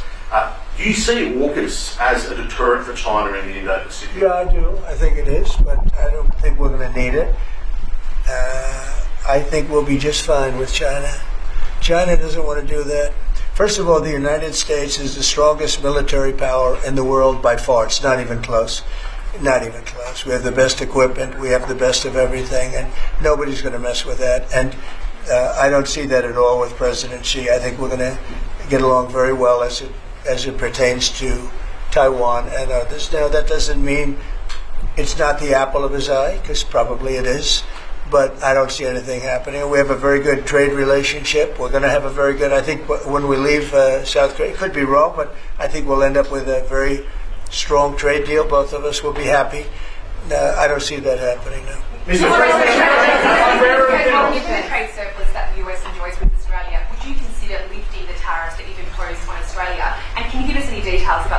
Yeah, well, the tariffs have been amazing because, tariffs have been really a reason that I was able to settle almost all of the, I've settled 8 wars in 8 months. Not bad. I have one more to go. It's Russia-Ukraine, and I think we'll get there, but it's turned out to be nasty because you have 2 leaders that truly hate each other. You can't have it all, right? They hate each other beyond all else, and it makes it actually a little bit difficult. But we try, of the 8 deals, I would say because of tariffs, 4 or 5 of them were settled. It's an amazing thing, the power of tariffs in terms of our country.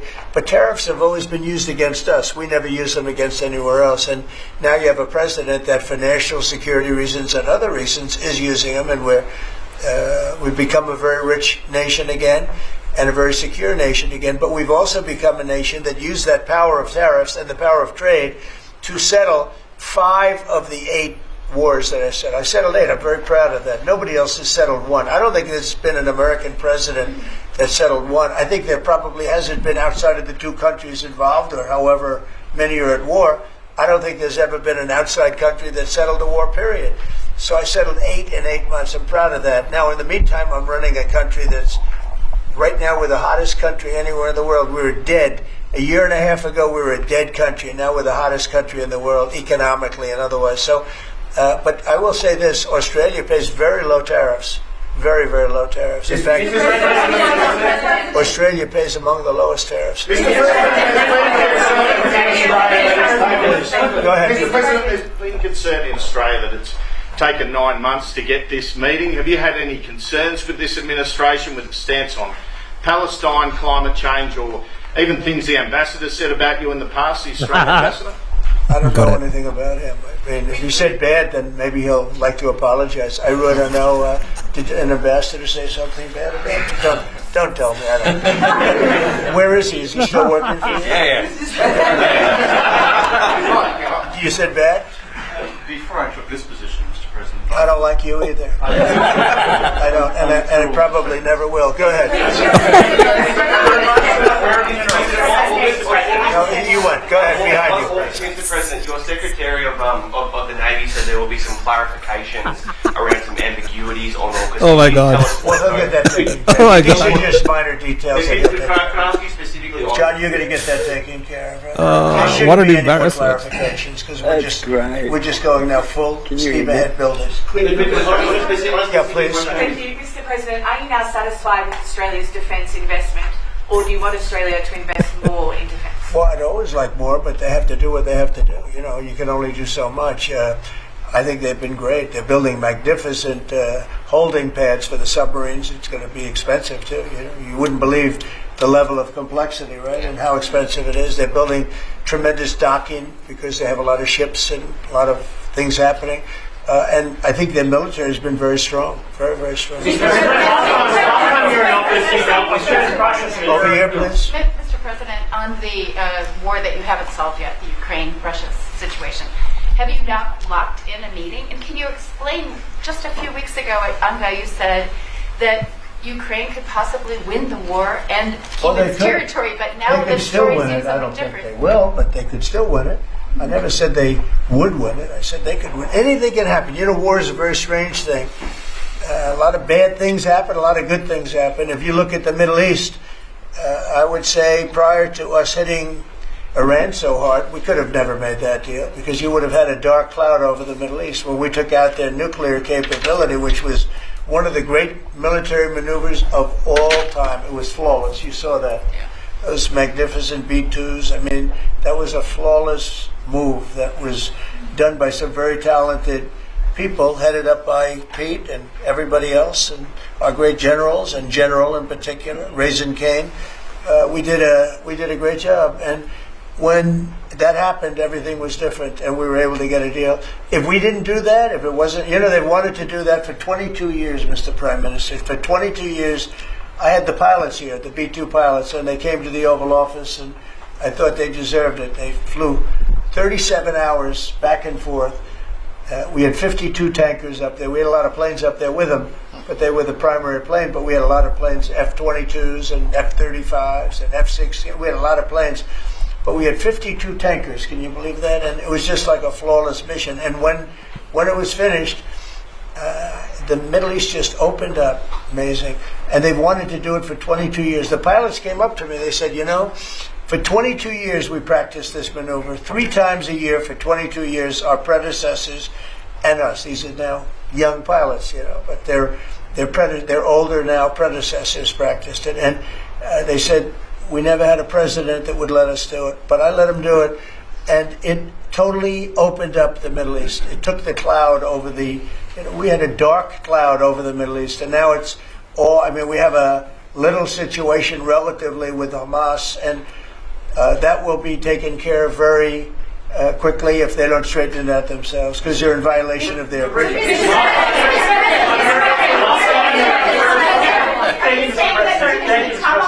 On rare earth minerals, Australia is one of the only places in the world that processes rare earth minerals. Yeah, could there be an agreement? China has 90% of the processing. Could there be an agreement over processing rare earth minerals with Australia? Sure, that's what we're doing. It's part of the agreement. Can you say with certainty? Go ahead, please. Thank you, sir. Just sorry. Follow up on Taiwan. There are reports that He can't even get a word in. Far out. support independence for Taiwan. So we.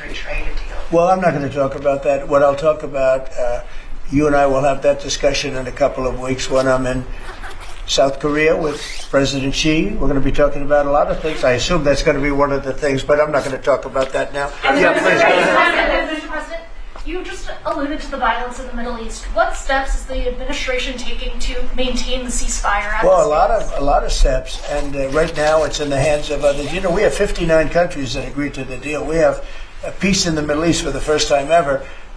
We made a deal with Hamas that, you know, they're going to be very good, they're going to behave, they're going to be nice, and if they're not, we're going to go and we're going to eradicate them if we have to. They'll be eradicated, and they know that. So they went in. They went in, and I don't believe it was the leadership, but they had some rebellion in there among themselves, and they killed some people, you know, a lot of people. But this is a violent group. You know, you probably noticed over the last 100 years, this is a very violent group of people. And they got very rambunctious, and they did things that they shouldn't be doing.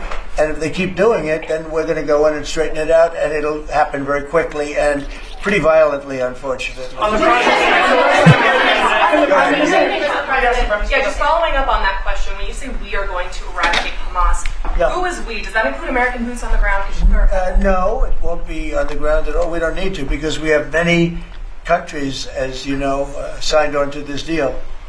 The way I view it, 59 countries, and unanimous. There's never been, nobody ever believed us. Right? Countries that 4 months ago didn't like each other, and now they're all aligned together. I mean, we've had countries calling me when they saw some of the killing with Hamas, saying, we'd love to go in and take care of the situation ourselves. In addition, you have Israel would go in 2 minutes if I asked them to go in. I could tell them, go in and take care of it. But right now we haven't said that. We're going to give it a little chance, and hopefully there will be a little less violence. But right now, you know, they're violent people. Hamas has been very violent. But they don't have the backing of Iran anymore. They don't have the backing of really anybody anymore. They have to be good. And if they're not good, they'll be eradicated.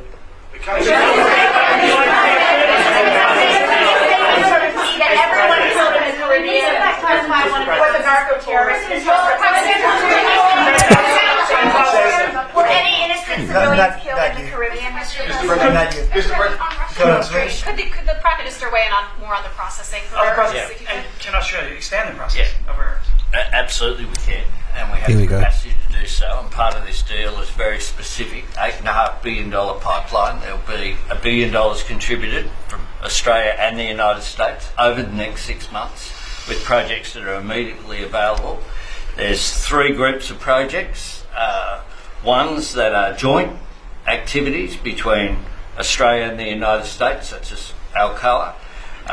Secondly is projects that will be US investment that the US will undertake in Australia, including processing, and then ones that Australia will undertake. Some as well.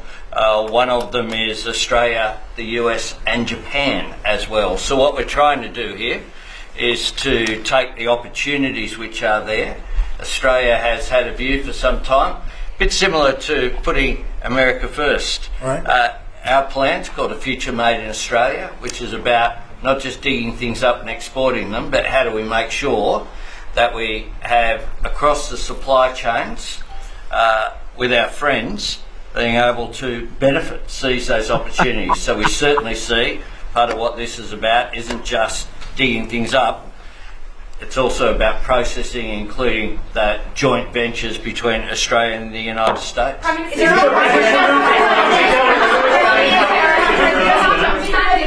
the US and Australia really compete with China? Aren't we decades behind in terms of the development? No. You've been reading the wrong newspapers. We're not decades. We are way ahead of China militarily, the United States. We're way ahead of them in every form of military, other than they're building a lot of ships, and we'll have that started. We'll be catching them on that. But we will, when it comes to weaponry, when it comes to, I'll go, right now, AI. The big thing is AI. They're building more than anybody ever imagined. We're going to have over $20 trillion of investment for this year. The most we ever had was a tiny fraction of that. As an example, Biden, who's the worst president in the history of our country by far, by the way, but they were less than $1 trillion for 4 years. We're already now breaking $18 trillion of investment in 8 months. 18 trillion. No country in history has ever done that. We're way ahead of China in AI, and we're way ahead of China militarily from the standpoint of the sophisticated weapons. We have weapons that a lot of people don't even know about it. I got them started 4 years ago. I rebuilt the military 4 years ago, fortunately, because Biden didn't do anything but give a piece of it away to Afghanistan. Fortunately, as much as it sounded like it was a small part of what I built, but the Afghanistan giveaway was one of the worst. That was probably the most embarrassing day in the period in the history of our country. But we have the greatest military. We have the best equipment. We have the best manufacturers of equipment. We have the best weapons. When you look at our weapons, I've been talking a lot about our weapons. Everybody wants our weapons. But it's great to be working with Anthony. It's great to be working with the people of Australia, because they also, it's a smaller country, but you have done a fantastic job in weaponry and the kind of things that we do a lot of joint work together. Our militaries work very, very closely together. We've been really an amazing ally when you think of it, right? There's never been any games. We're strongly committed, and they're strongly committed. There are some games with other countries, but there haven't been games with Australia.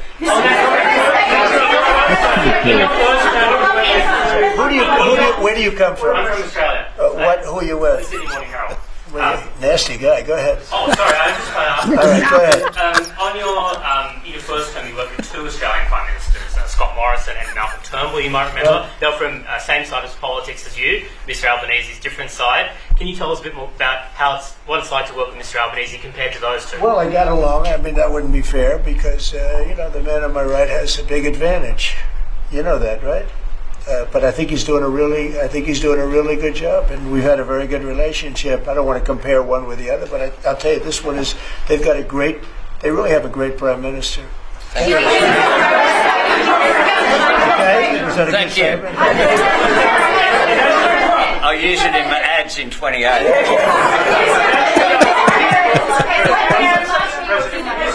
President Putin on Thursday, did you discuss his ongoing attacks on civilian areas in Ukraine? Yeah. Did you say cut it out? Did you say show an article of good faith to me? I did.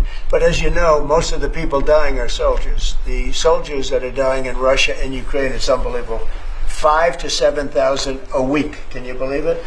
And I look at that and I say it's pretty amazing. But in addition to that, there are attacks on Kiev and some of the other places. And it's human lives, but the big number of human lives are soldiers that are being killed in the battlefield.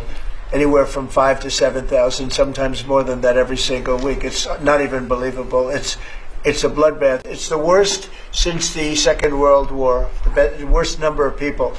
And it doesn't affect us in any way. We don't pay anything, because now they pay us for the weapons that they get, the NATO is paying us for the weapons, as you know. It doesn't affect, I guess you could say that's a positive thing, they pay us, but I'm not interested in that. I did straighten it out. Biden gave them $350 billion. Can you believe it?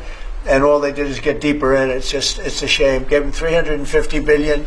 A lot of lives were lost. That's a war that would have never happened if I were president. But we do speak about that. I speak about all of the lives, but I do speak about the civilian lives. Yeah. The First Lady has done such an amazing job on the Ukrainian children who were abducted by Russia. Would you support Senator Lindsey Graham's bill to declare Russia a terrorist state? And you have within your power the most powerful man on earth. Why don't you just enable Ukraine to finish this war tomorrow? Well, if you knew anything about what you were talking about, you'd be able. You do. I don't think you do. Really, I don't think you do because it's a little more complicated than that. But it sounds easy. We're in the process of trying to make a deal. If we make a deal, that's great. If we don't make a deal, it'll be a lot of people are going to be paying a big price. Quiet.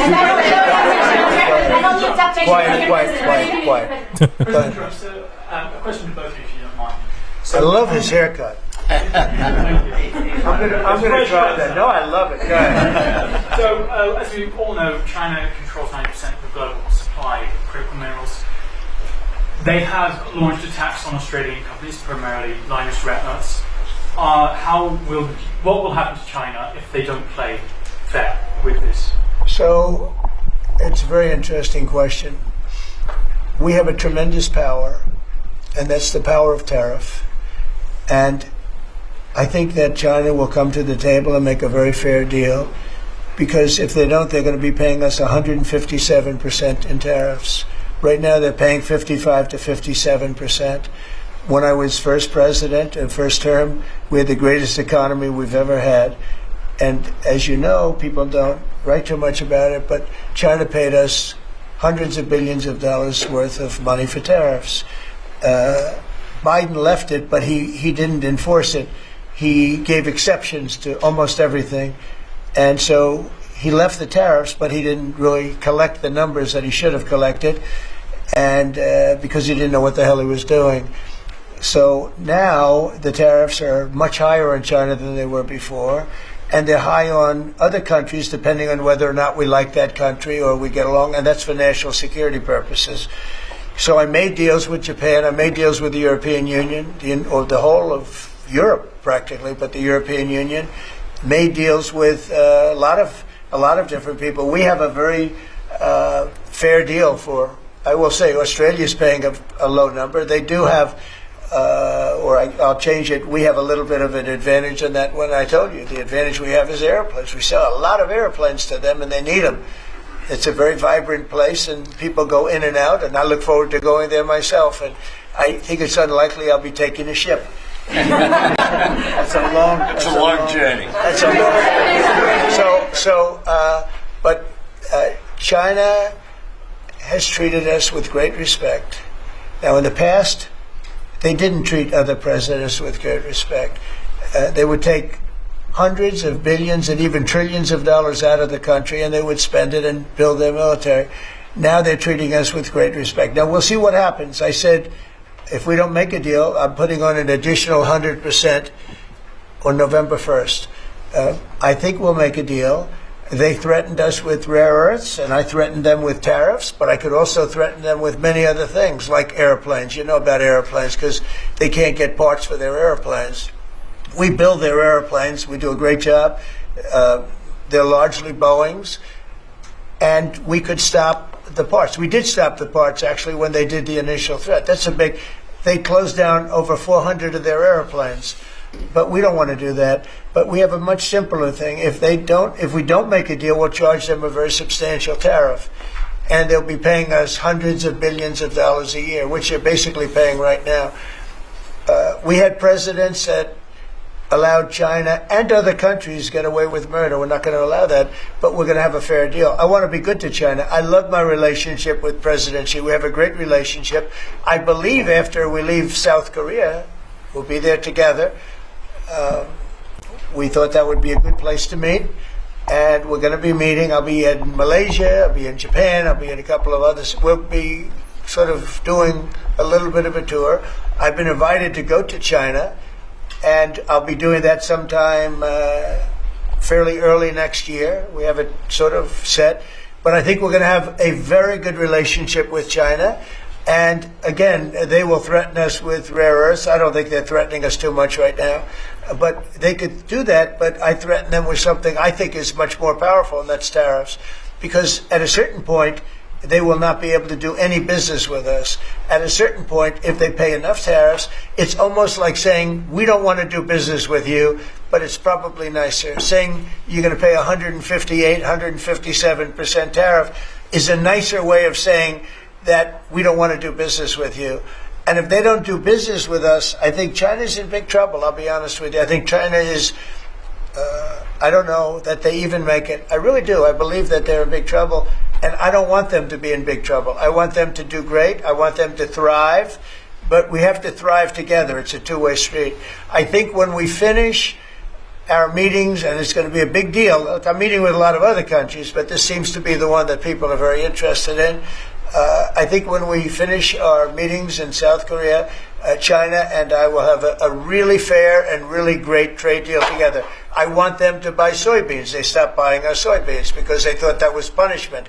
And it is punishment to our farmers, but we're not going to allow that to happen because I made a great trade deal with China, a $50 billion trade deal, and they were great about it. They were doing everything that they were supposed to do. And then when Biden came in, you know, I used to call President Xi all the time to say, thank you, or you're not buying enough. In other words, they were supposed to buy.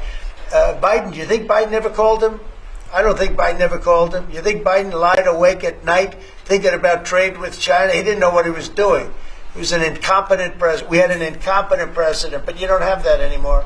So I think we're going to end up having a fantastic deal with China. It's going to be a great trade deal. It's going to be fantastic for both countries. And it's going to be fantastic for the entire world. Thank you very much, everybody. Thank you, guys. Thank you, guys. Thank you, guys. Thank you very much.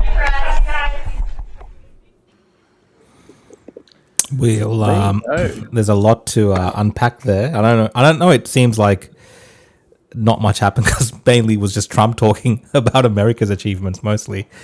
But there was a lot going on, and I think I just want to straight off the bat say we got Avi in the hotel as well, which is great. Avi Yemeni is in with us.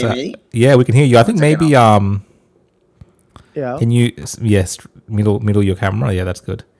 I was gonna say probably off the bat. Oh my god, high tech. Off the bat, the highlight for me.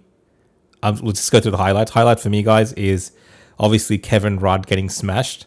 We deserve that. Play that again. I'm gonna find the clip. I'm gonna find the clip. We deserve that as a country. We deserve that. Albanese, we deserve that, and of more than anyone else, Kevin Rudd deserved that because he was asking for it. He should have never been in that chair. And you just hilarious. And this relationship will never. Guys, you might have missed this. I missed the actual good moment, so I want to see. Let's see. Okay. Oh yeah, Oz Agenda has clipped it. Let's go there. So just so you know, it was Andrew Clennell from Sky News that asked it, and the man, like Kevin Rudd, is gonna kill Andrew Clennell. He literally was asking for it. If you hear what he said, he actually was asking for it. He's gonna kill Andrew Clennell for saying this. It had to be asked. Let's play the clip. Just make this a little bit bigger. There we go. An ambassador say something. Been concerned in Australia that it's taken 9 months to get this meeting. Have you had any concerns with this administration with its stance on Palestine, climate change, or even things the ambassador said about you in the past, the Australian ambassador? I don't know anything about him. I mean, if he said bad, then maybe he'll like to apologize. I really don't know. Did an ambassador say something bad about him? Don't tell me. I don't. Where is he? Is he still working for you? Yeah. You said bad? Before I took this position, Mr. President. I don't like you either. I don't, and I probably never will. Go ahead. Been concerned in Australia that it's taken. I mean, for the rest of that session, Rudd was just sitting there, almost like a spoiled little kid, sad little kid. But isn't it crazy that Trump doesn't even know that he was there? No, Trump knows who he is. He just used that. Like, he didn't know he was wow. there, but he knows who he is. He used that opportunity to get back at him because he knows exactly. These guys get briefed. Andrew How did he not Clennell, know he mate. was there if he knew who he was? I think it's more shameful that Maybe. I genuinely got the feeling from listening to that back that Trump had no idea who Kevin Rudd even really was. I mean, that's even more embarrassing. That he was sitting right at the table with him, which just shows you the level of kind of the way that Rudd is viewed by Trump. Yeah, I mean, he has very little influence. It shows you how little influence Australia has.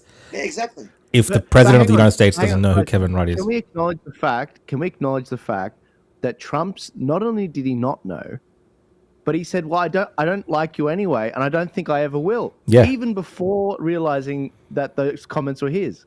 So it's just, that was everything. 100%. That was everything. And you know what? Out of all of this, Joel, people are watching this and he's saying nice things about Donald Trump. President Trump is saying nice things about Prime Minister Albanese, like he's very popular, all these kind of things. Guys, that's what Donald Trump says to all the leaders that he has there. He talks them up. It's part of what he does. He's wheeling and dealing. And He the actually truth, said sometimes yes, sometimes no. He says it goes up and down. yeah, He did actually say that. yeah. I don't think he knows anything about Albanese, to be completely honest. That's the read I got. I'm starting. I don't think he knows. I agree with Rukshan. I don't think he knows anything about any of them. Nah, he does not know. And if he knew, Albanese has said very similar things to Kevin Rudd about Donald Trump. So Sky News pushed that one then. Exactly. So he said almost the exact same things, not to the same kind of level, but he's made the same kind of complaints. He said he's scared of Trump. He's gone to that extreme. So Donald Trump, he's playing up the fact that this is the leader of Australia. He's here in the White House. He's a guest. I'm going to say nice things about the guest while he's here. We're going to sign this deal. It looks like it's more beneficial for him. Everything that he spoke about looked like it was more beneficial for America, really. And he's happy. He's happy. Can we point out sorry, Rukshan. Can we point out the fact that Albanese tried to claim that he's Australia first, where he was literally like saying our Future Made in Australia program, which, by the way, when they say that, they mean Future Made in Australia renewables. Yeah, is basically this deal they're signing with the rare earths. That's what the rare earths are, I believe. Yeah, it's great to see that we're bringing back manufacturing to Australia in the truest patriot sense, but it's a little bit deceptive to say just as Trump's doing America First policy, so is Albanese. No, that's right. I agree. Avi, people are saying your mic's a bit low. I don't know what kind of mic you're using, but I'm not using a mic. It's just connected to the laptop. I might just put, I might put this mic on. That's why. Have you ever seen the name of another country mentioned more times that's not at the meeting? Yeah, I mean other than Ukraine, maybe in the Ukraine meeting, Russia came up. But this one, it was China. It was actually quite astonishing. Yeah. And it wasn't mostly it wasn't China related to Australia per se. It was more so about China overall. And I think the journalists really had to bring the questions back to Australia. I'm just going to leave the stream on replay just so we can get it, just something playing in the background. But, there was a lot of fascinating aspects to this particular meeting because we also had the fact that they weren't really engaging with Albanese, the journalist, at least. There was that one moment Albanese tried to answer that question. Yes, he tried to get. It was very. He just didn't have enough testosterone in him to answer the question. Yeah, it was all very awkward. Like he was sitting there very awkwardly, and you kind of noticed that he wanted to chime in, but he wasn't sure about the timing with Trump, and he was holding back a little bit. But he really wanted to say something, but it felt. We got to bring that one up where he tried to get a word in. Yeah, I'll try to find that while we're speaking. And like what you commented, Joel, during the start of this meeting between them two was the tie, the way that Albanese presents. I don't know, So I was saying, the Australian national colours are red, white, and blue on our flag, and you might argue, okay, you could also go with green and gold, our sports colours. But to come up with pink someone in the comments remarked that he was wearing the trans colors. I mean, like I joked in the lead up to this, saying that, you know, Albanese for the first time in his life is going to be in the room with someone with 4 times his testosterone, basically. Yep. But that is very much what came out, especially with the answers to some of these questions. Yeah, no, I agree. And I'd look at Trump. Look at the contrast. You got Trump there. You know, he looks sharp. He's got the American pin. Right, I don't know what Albanese is wearing. He could be wearing something of some sort of significance to some group. I don't know. We can't see from here, but they do present differently. And it did look like Albanese was sitting in on Trump's interview. It wasn't like a joint thing with the press, as far as that goes. And when he did get the chance to answer the questions, you know, I think he tried earnestly to answer those questions. Like he was excited that, you know, someone's asked him a question. It felt like that. And he did ramble on a little bit as well. And, you know, I'm trying to be really respectful here because he is our prime minister, but I don't think it, you know, the Rudd thing was a disaster. The Rudd thing was a disaster. Why are you trying to be so respectful? No, I'm just saying he's our prime minister. Like, we want our country to do well, and we want to get a good result. Because at the end of the day, these are things that it's not going to. Yeah. Yeah. That's what I say. These are things that impact our It's not going to country. do well with him. It's just not going to do well with him. I think we can pretend just because he's. I think. Look, it was quite clear that Trump's playing the game. Albanese is so useless. He got what, maybe 1.5 questions or even answers that he wasn't even asked. There was nothing. He gave nothing because nobody's interested. Yeah. Look, Sean, can you go to 35? Wanting Australia to do well means you just don't want Albanese to be fair. I just think that he's embarrassing.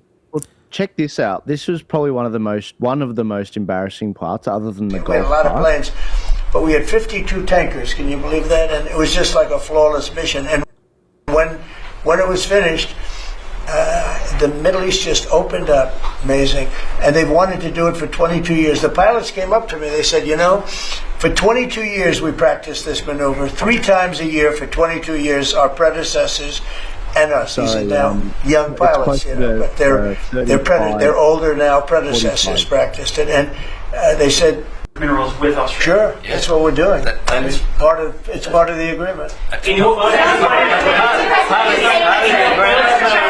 you say with certainty Go ahead, please. that all just No one was sorry, interested in what he had to from say. Taiwan, there are reports Is my microphone better now? His microphone's really good now. That's good. No one was interested in Albanese at that point, obviously, and you can tell he wanted to participate in this. A lot of the time, he was kind of sitting there, looking dreamy-eyed towards Trump, thinking, you know, how is he doing this? Sometimes he's like thinking. It looks like he's thinking, actually, this is not too bad. He said good things about me. This will play well back in Australia. Like you can kind of you can see him. Will it even play well? He's going to get a lot like. No, well, he came. I mean, I don't think anyone's going to be happy with it because he kind of the left are going to say that when Trump was, you know, kissing his butt, pretty much pretending that Albanese was lapping it up. He even said at one point, "Oh, I'll play this on a advert in the next election." Exactly. Even his humor didn't really hit. You know, it was just very desperate. Inviting him to Australia, that's just going to cause a lot of angst on the left. Are we able to see that? Because that was around the time when they were signing. I'm trying to find the clip where they were talking about golf and Trump. Oh, yes. So Albanese pretty much said something that he can't do. I think he said he'll change the date of the President's Cup to suit Donald Trump's agenda. 21. I don't know if that's possible, but I mean, I didn't know that was in the Prime Minister's sphere of influence. He was sitting there inspired by the fact that Donald Trump doesn't care if he can or can't do it. He's committing to it. If you can track it down, Joel, because if I try to track it down, I'll disturb everyone with the audio. What time are you? Is it for you guys? So, guys, if you're still watching, you're all doing very great. It's at 3:31 a.m. here in Melbourne. Wow! So early hours of the I feel morning. bad being tired here. Yeah, I'm pretty wrecked, but it's 7:30. There was a kick. Like I was tired, but then I got this kick of energy. Like I'm sure all of you did. when Kevin Rudd was called out. This massive burst Kevin of it. Rudd, that was the This highlight. burst of energy went through my body. It was like a caffeine hit or some sort of guarana hit. I've never had anything like that for a long time. That was the most, I think, like if he, after all of this, is kept as the ambassador, the representative of Australia in America, I think it's a disgrace. That is a big F up. That is a big F up. And, like we can't look at him with any type of respect whatsoever. I'm happy to bag out Kevin Rudd because he asked for it. And, did you see him trying to justify and be like, oh, well, before I got this position. That was before I had this Yeah, position. like, what the hell, mate? Shut the hell up. I Quit your job. I almost want to watch it again. I almost want to watch it again, that part. I'll find it again. Yeah, watch it again. Yeah, he has an hour. He had a year to figure out a good response, even more, because it became quite clear a year and a half ago that he was possibly. He should have already done a groveling apology video. He should have groveled and apologized. If he thought to Joe Hockey and picked up playing golf. If he thought he was going to be in that room and somehow get away with it. Been concerned in Australia that it's taken 9 months to get this meeting. Have you had any concerns with this administration, with its stance on Palestine, climate change, or even things the ambassador said about you in the past, the Australian ambassador? I don't know anything about him. I mean, if he said bad, then maybe he'll like to apologize. I really don't know. Did an ambassador say something bad about him? Don't tell me. I don't. Where is he? Is he still working for you? Yeah. You said. I just want to remark. Albo's thinking it's all kind of fun and games. He's like, yeah, he's there. Like, literally, you're the one that could have changed the outcome of whatever's about to happen, and he's just like, yeah, he's there. He just ratted him out immediately. He ratted him out. He's like, oh, get him, get him. The memes are gonna write themselves. The memes. Like Colonel, I can see the ones with Colonel as like the harbinger of death. And Albanese, like Are there any other? I wonder if there's any other platforms that were running it where you get close up of Rudd's face when this happens. There will be. This will all come out. I don't like you either. I don't, and I probably never will. Go ahead. Been concerned in Australia. Sorry guys, we've watched it a few times You know what's now. frustrating in that interaction is it was actually a really good question. Yeah. Beyond Rudd. just Kevin Rudd, but he never. Because the problem with Trump is as soon as you go personal, that's where he is. Forget about policy. Yeah. So he just jumped on the personal.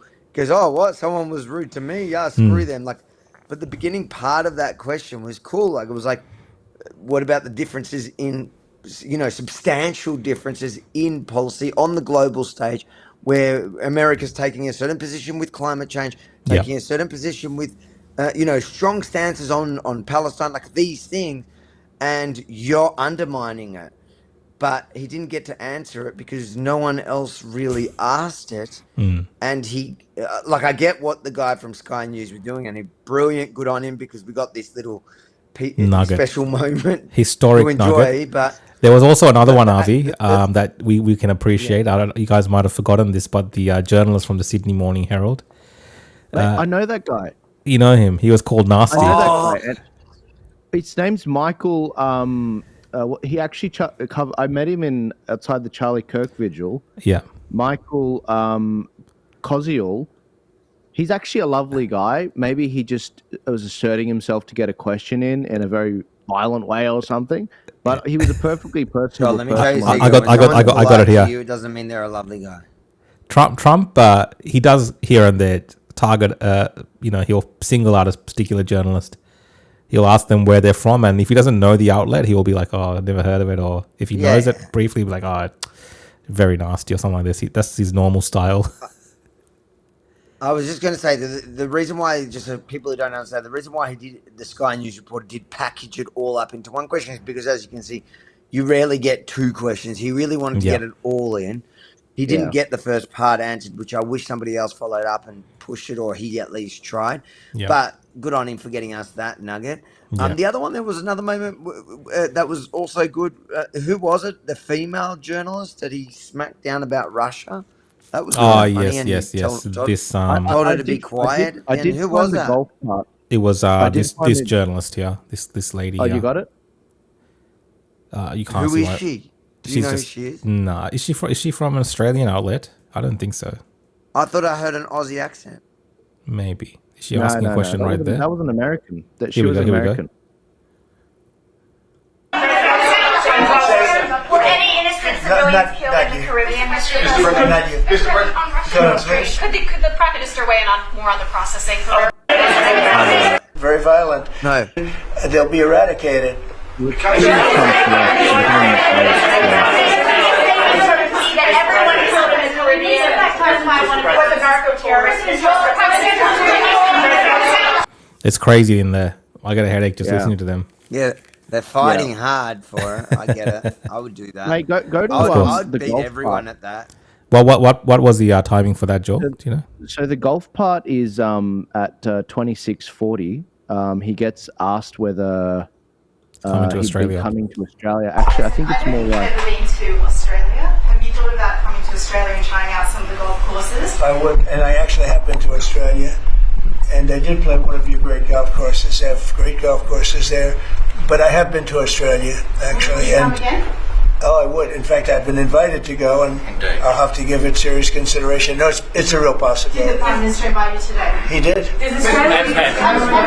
And perhaps we could time it, must be said, with the President's Cup that Australia hosts as well. When is the President's Cup? We'll organise it at a time suitable for you, Mr. President. Please, in the back, please. Yeah, in the back, please. Yeah, Mr. President. That was Albo's moment to shine. He loved that one. He got a bit of praise back from Trump, bit of affirmation. Sorry, he was happy with that moment. Yeah. But well, you know what? There was actually there was genuinely a great moment, and it was less about Albanese. It was more about Australia's history and Trump's respect for Australia, which I think should be mentioned. Yeah. I'm trying to find the point that was in, but I think it was He was mentioning the long relationship between Australia and in theatres and he of was war. saying how Australia doesn't really. We've sort of always been there. We didn't really make things difficult, whereas other countries they kind of do. Australia's kind of just been a reliable ally in the past in all the wars. Yeah, and I thought for all we bag the president for not knowing much about the various countries and presidents and prime ministers that come. Yeah. I thought that was actually quite genuine what he said there. Yeah, look, I think in general, Joel, I truly believe that America respects the country of Australia and the people of Australia and our history, like our shared history that we have with America. I think that's I do believe Americans love Australia and Australians, and they find us quirky and interesting and all these kind of things. I get all that. I see that, and I think it's genuine.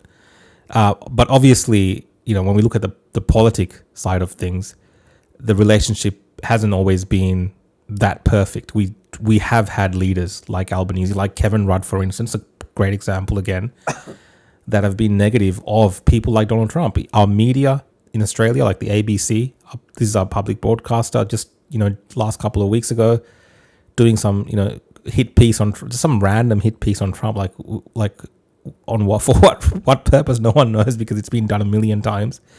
So we do have this kind of we are also attack dogs in a way, our country, against Donald Trump's presidency for a long time.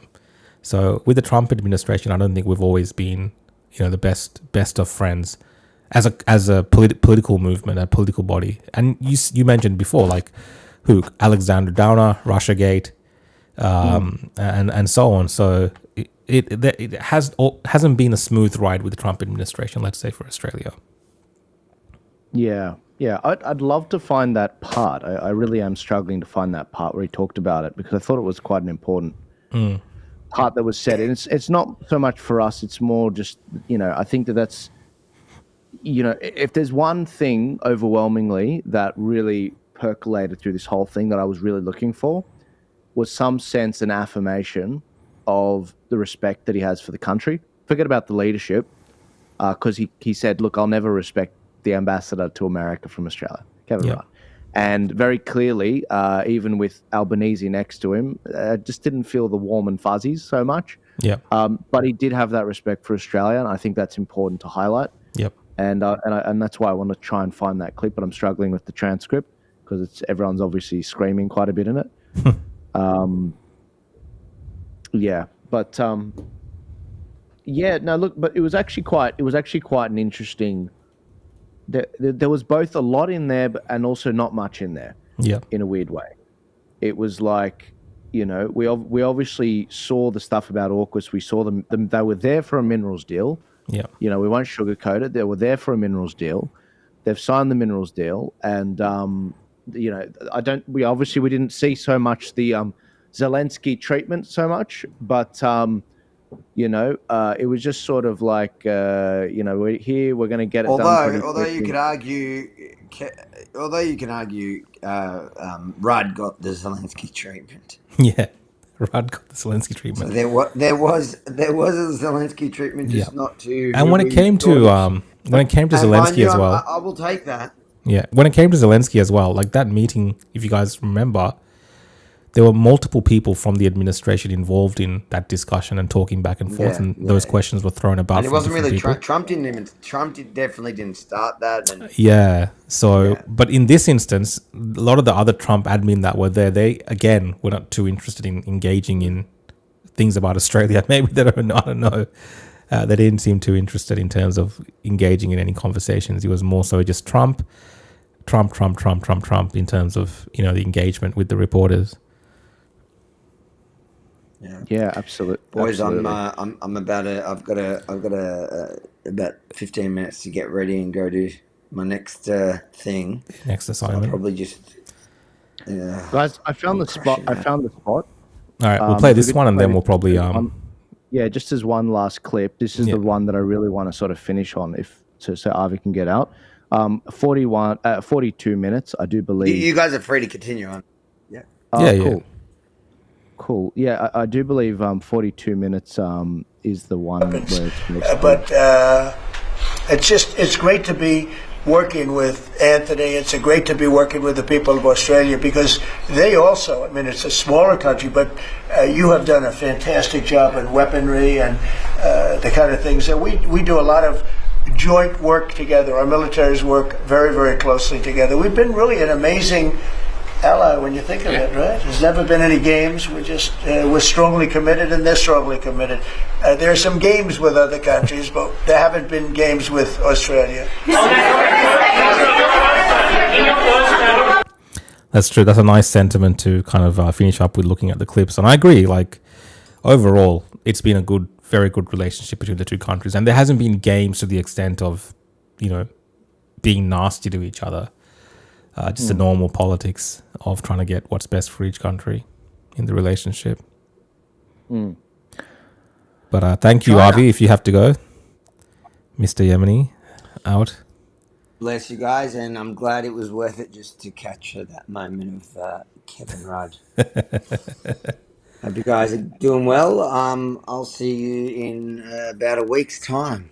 Shalom. Until then, I'm going to collect my 7,000 shekels. I gotta send the check for my one. Can you please let Mossad know that I've been emailing them and I've been calling tech Mossad support, and they haven't sent my 7,000 rupees yet.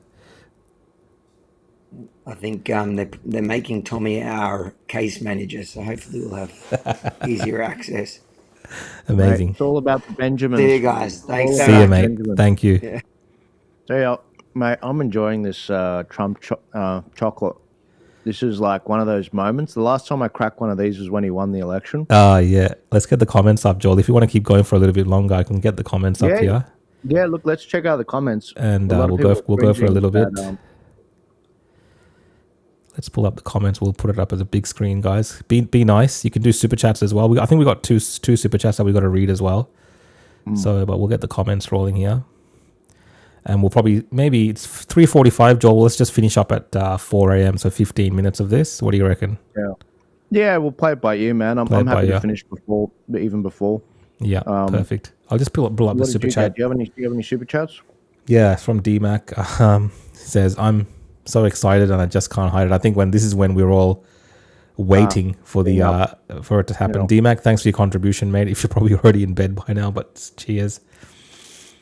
And this is aimed towards you, I think, Joel Jamal the GOAT. I don't know if you're meant to be offended by that, or it's a nice comment. Mate, it depends.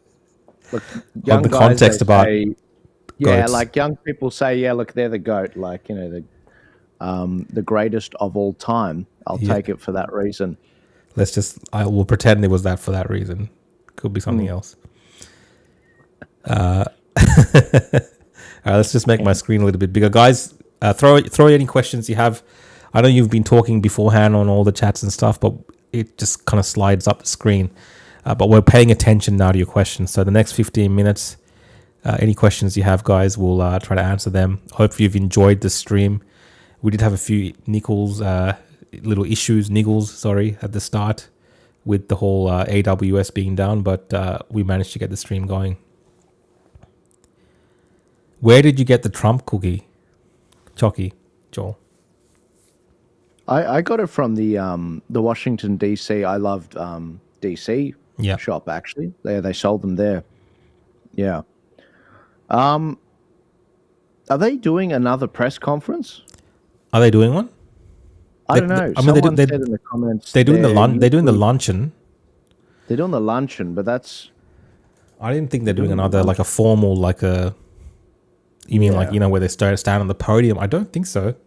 I don't think so. I didn't see it on the schedule. We'll just double check while I answer these questions. Definitely wasn't on the schedule when I checked before.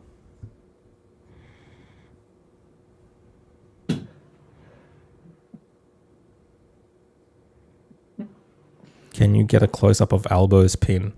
I think there'll be some photos circulating soon from the different press. Albanese. That'll be. We'll keep an eye out for that. Yeah, that's a good one actually. What he's pinned, it might signify something meaningful. It looks like a little Australia as like a copper coin. Oh, okay. Maybe it could be something Australia related. Someone said Joel wearing a suit at this hour is impressive. I almost considered Joel. I was gonna go put a shirt on. I'm like, I'm doing a stream with Joel Jamal. He's gonna be in a suit. If I wear a t-shirt, I'm going to look out of place. But then I remembered Avi's coming on, and he might look even more disheveled than me. So yeah, I settled on a collar. Okay. Yeah. You met in between. Yeah. Now look, I nothing but the best for you guys. It's the way to go with me. I sleep in the suit, so I'm going to go on that couch in a few minutes and go to sleep in my suit. Lily Bay asks, it was Palestine brought up. It was in different contexts. Trump kind of answered it more broadly around the issues that are happening right now in Gaza with Hamas and what his response would be. Someone asked, does it mean American boots on the ground, for instance, if they had to take any action against Hamas if they're not complying? And Trump said he's depending on his Middle East partners to do that work to get them under control, or if he wants, he can just tell Israel to go in 5 minutes and they'll do what he wants them to do. So that's kind of what he said about that. Someone's accused me of wearing shorts and flip-flops with this jacket. What do you guys think? What do you reckon, Rukshan? Do you reckon that's what I'm wearing underneath? Mate, I don't know, mate. You are the goat. Did you come in boxes? Oh, I was going to say the full Monty, but it's not. I don't stuff around. You don't stuff around. Right? I'm not here to stuff around with spiders, if you know what I'm saying. Let's get Rami's super chat up, guys. So Rami, I say Rami, but it's Rami, mate. Good to see you again. Rudd was clapping his own ass when he greeted Albo. How funny. Trump kicked him right there. Yeah, I mean, when I think Rudd actually greeted Albanese as he came off the tarmac, and he did look very excited, but it didn't go to plan for him. No. If we could get a close-up of Kevin Rudd when those exact words were said, I mean, that video would be worth a lot. Well, it would be added to the... It was the side angle, so you would be able to see him, but we just... What was the timestamp for that? Actually, I didn't write anything. No. What was it?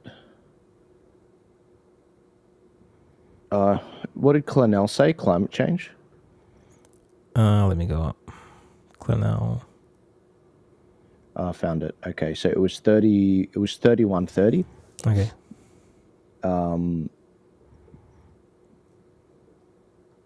Yeah. It was 31:30. I'm just looking at it Melissa's now. asking, won't they have a meeting in the Oval Office like he does with other leaders? I don't believe so. I think it's just a lunch.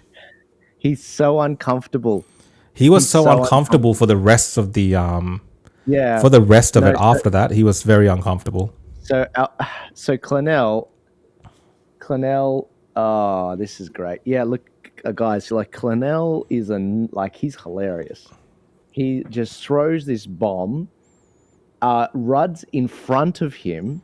So if you're how do I do this? If you're looking at my screen, oh, this is hilarious. This is actually hilarious.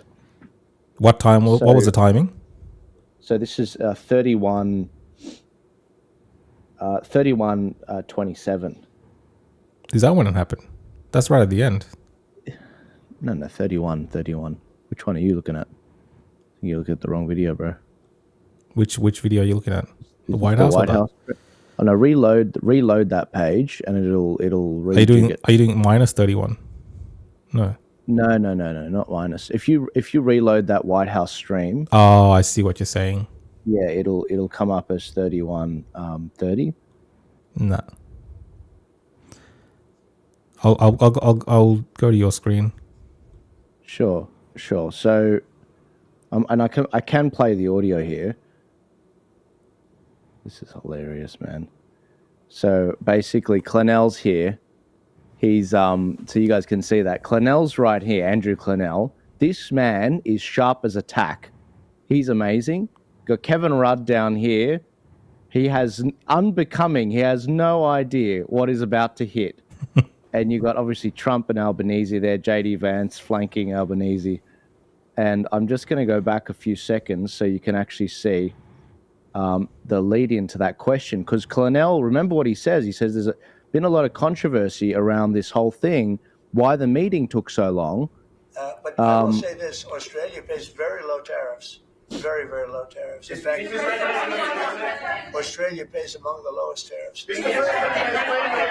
There he is. Go ahead. Mr. President, there's been concern in Australia that it's taken 9 months to get this meeting. Have you had any concerns with this administration, with the stance on Palestine, climate change, or even things the ambassador said about you in the past? There you go. You see that? He knew what was coming. You seen that guy? Is that clear enough? Do I have to go back?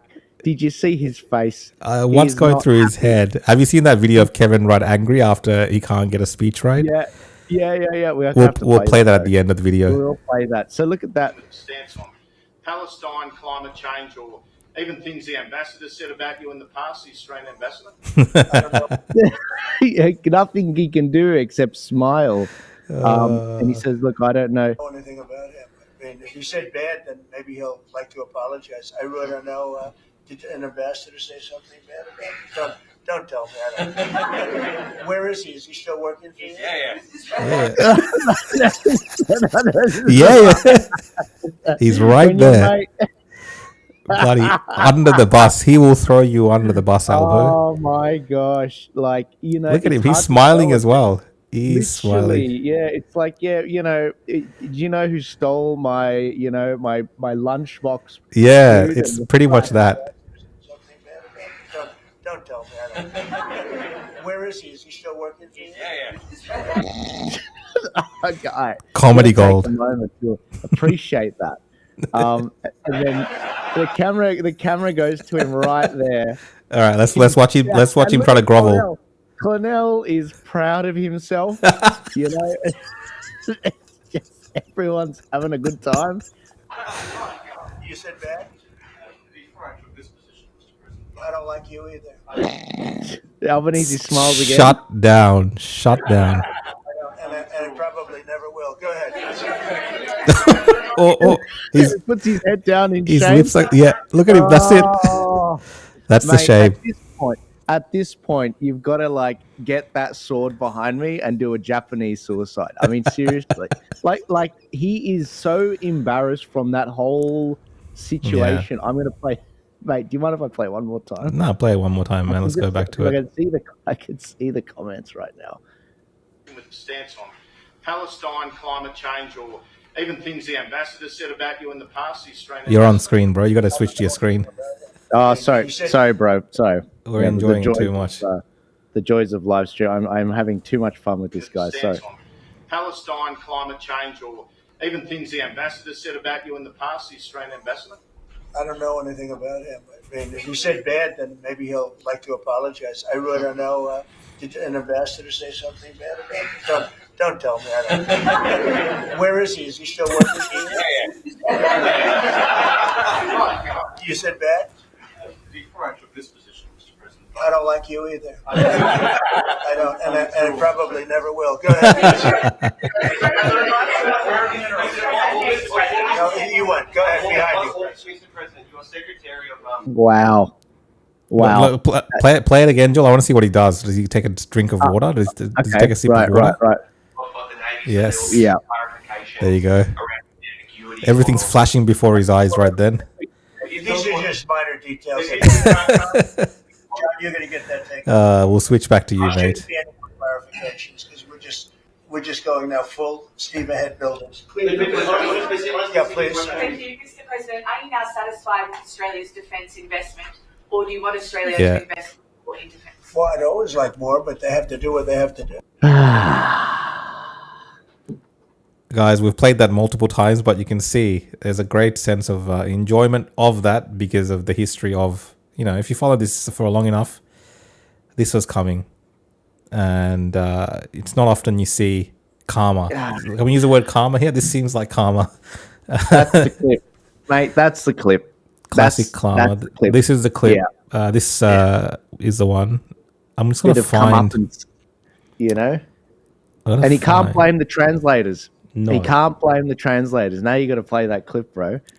Because, guys, forgive me. I don't think I'm crazy. I think you enjoyed that as much as I did. Yeah. No, we enjoyed it. Someone was asking, did ABC play this? No, they did not play. No. I mean, they didn't show the guys, meeting. give us the $1 billion. Like, screw these guys. They're not even working. Yeah. They're doing a live cross to camera right now talking about something, but I think they're just recapping what happened. I don't know why they didn't show it live. Were they trying to save embarrassment, or they just thought, nah, it's not worth it? Like, even though it might be a small percentage of the Australian population watching it, stuff it. We won't broadcast it. Like, what's going on? Seriously, I'm pretty disappointed, to be honest. Me too. I'm actually shocked. I'm genuinely shocked because if it's something like the Olympics, if it's something like, no matter what time of the night, this is literally our strongest military alliance we have. The idea that you wouldn't stream it is nuts. Yeah, absolutely nuts. I can't believe it. I want to know what they did with China. Maybe they actually streamed it with China. Maybe. I'm curious. Maybe. Well, they did do a state visit, I do believe. I'd be very curious. But we're on 4 a.m. Joel, so maybe we'll call it a morning. What do you reckon? Did you want to play the clip of Rudd swearing? That's the best way to end this. I don't think there'll be any kids watching, so that the swearing will be okay. And guys, I hope. Yeah, everyone's laughing in my comments section. They're just dead. Yeah, they're dead. Right, Joel, don't change. Okay, that's Oh, that was nice. Someone said, Joel, don't change a thing. Australia was a much better place when men dressed properly. Well, you know what's funny? In Rhodesia, they also, even the black fellas were all dressing up really nicely. But anyways, go on. Let's hear what you got to say for yourself, Kevin Rudd. Mate, this is just impossible. I get to the very end. I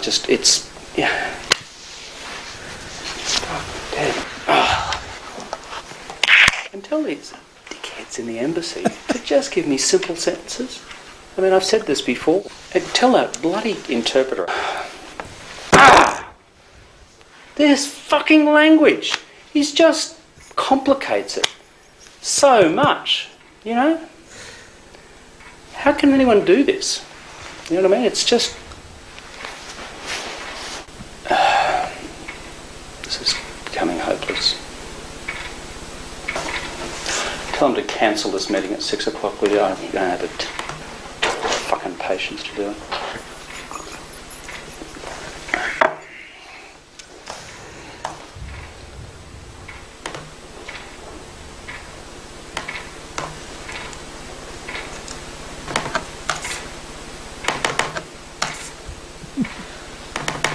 Is this a fucking Chinese interpreter up there?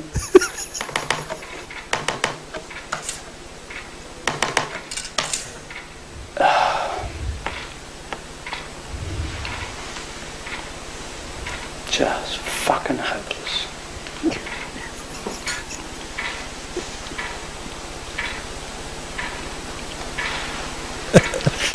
I fucked up the last word.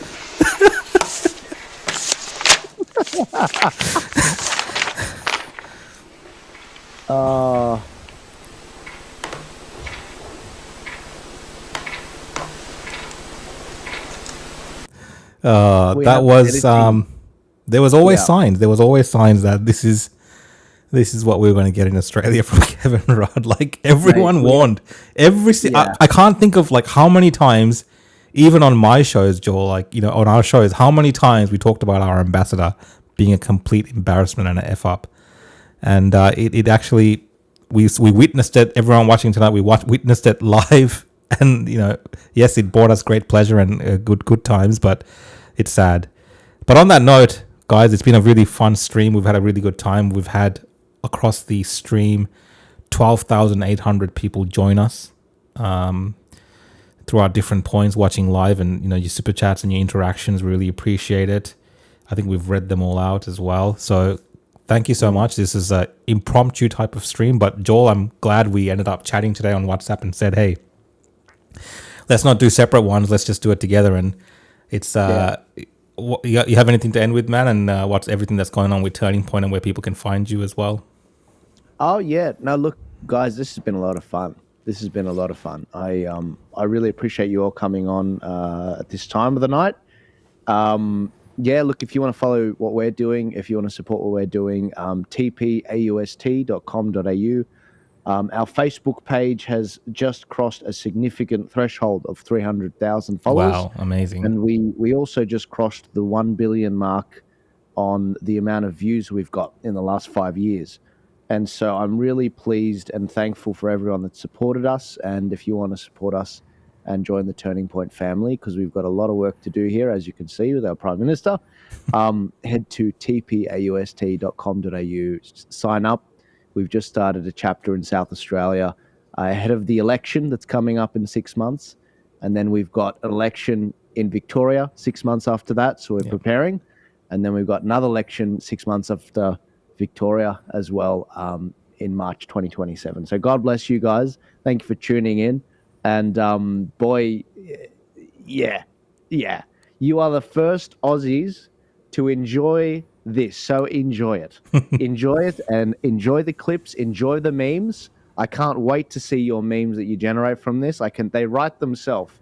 And so God bless you guys. There are very few days I go and enjoy one of these Donald Trump chocolates, but today was one of those days. He did not disappoint. God bless you all, and God bless America, and God bless Australia. Amazing, mate. Thank you, guys. You can find me at The Real Rukshan on X, Facebook, YouTube, and Instagram, as well as my website, realrukshan.com. That's where I post everything that I do. I do daily shows on Mondays and Wednesdays, live shows on the nighttime, and then when Avi Yemeni is back from Israel, we'll be back with the Opposition podcast on Tuesdays and Thursdays. So if you're not following us, you can find me on those platforms, and also at Avi at Osraeli Yemeni, Avi Yemeni on YouTube. You can find him there as well. But yeah, great hat, mate. Great way to finish. Nice hat. You got the merch. It's looking good. From Charlie Kirk. Even more special, man. 47th President Trump. Thanks. Amazing. Brought to you from Charlie Kirk winning the swing states. God bless you guys. I'll see you later. Thank you, Rukshan, for hosting, and despite all the technical problems. And I'll see you guys later. Take care, guys. Bye.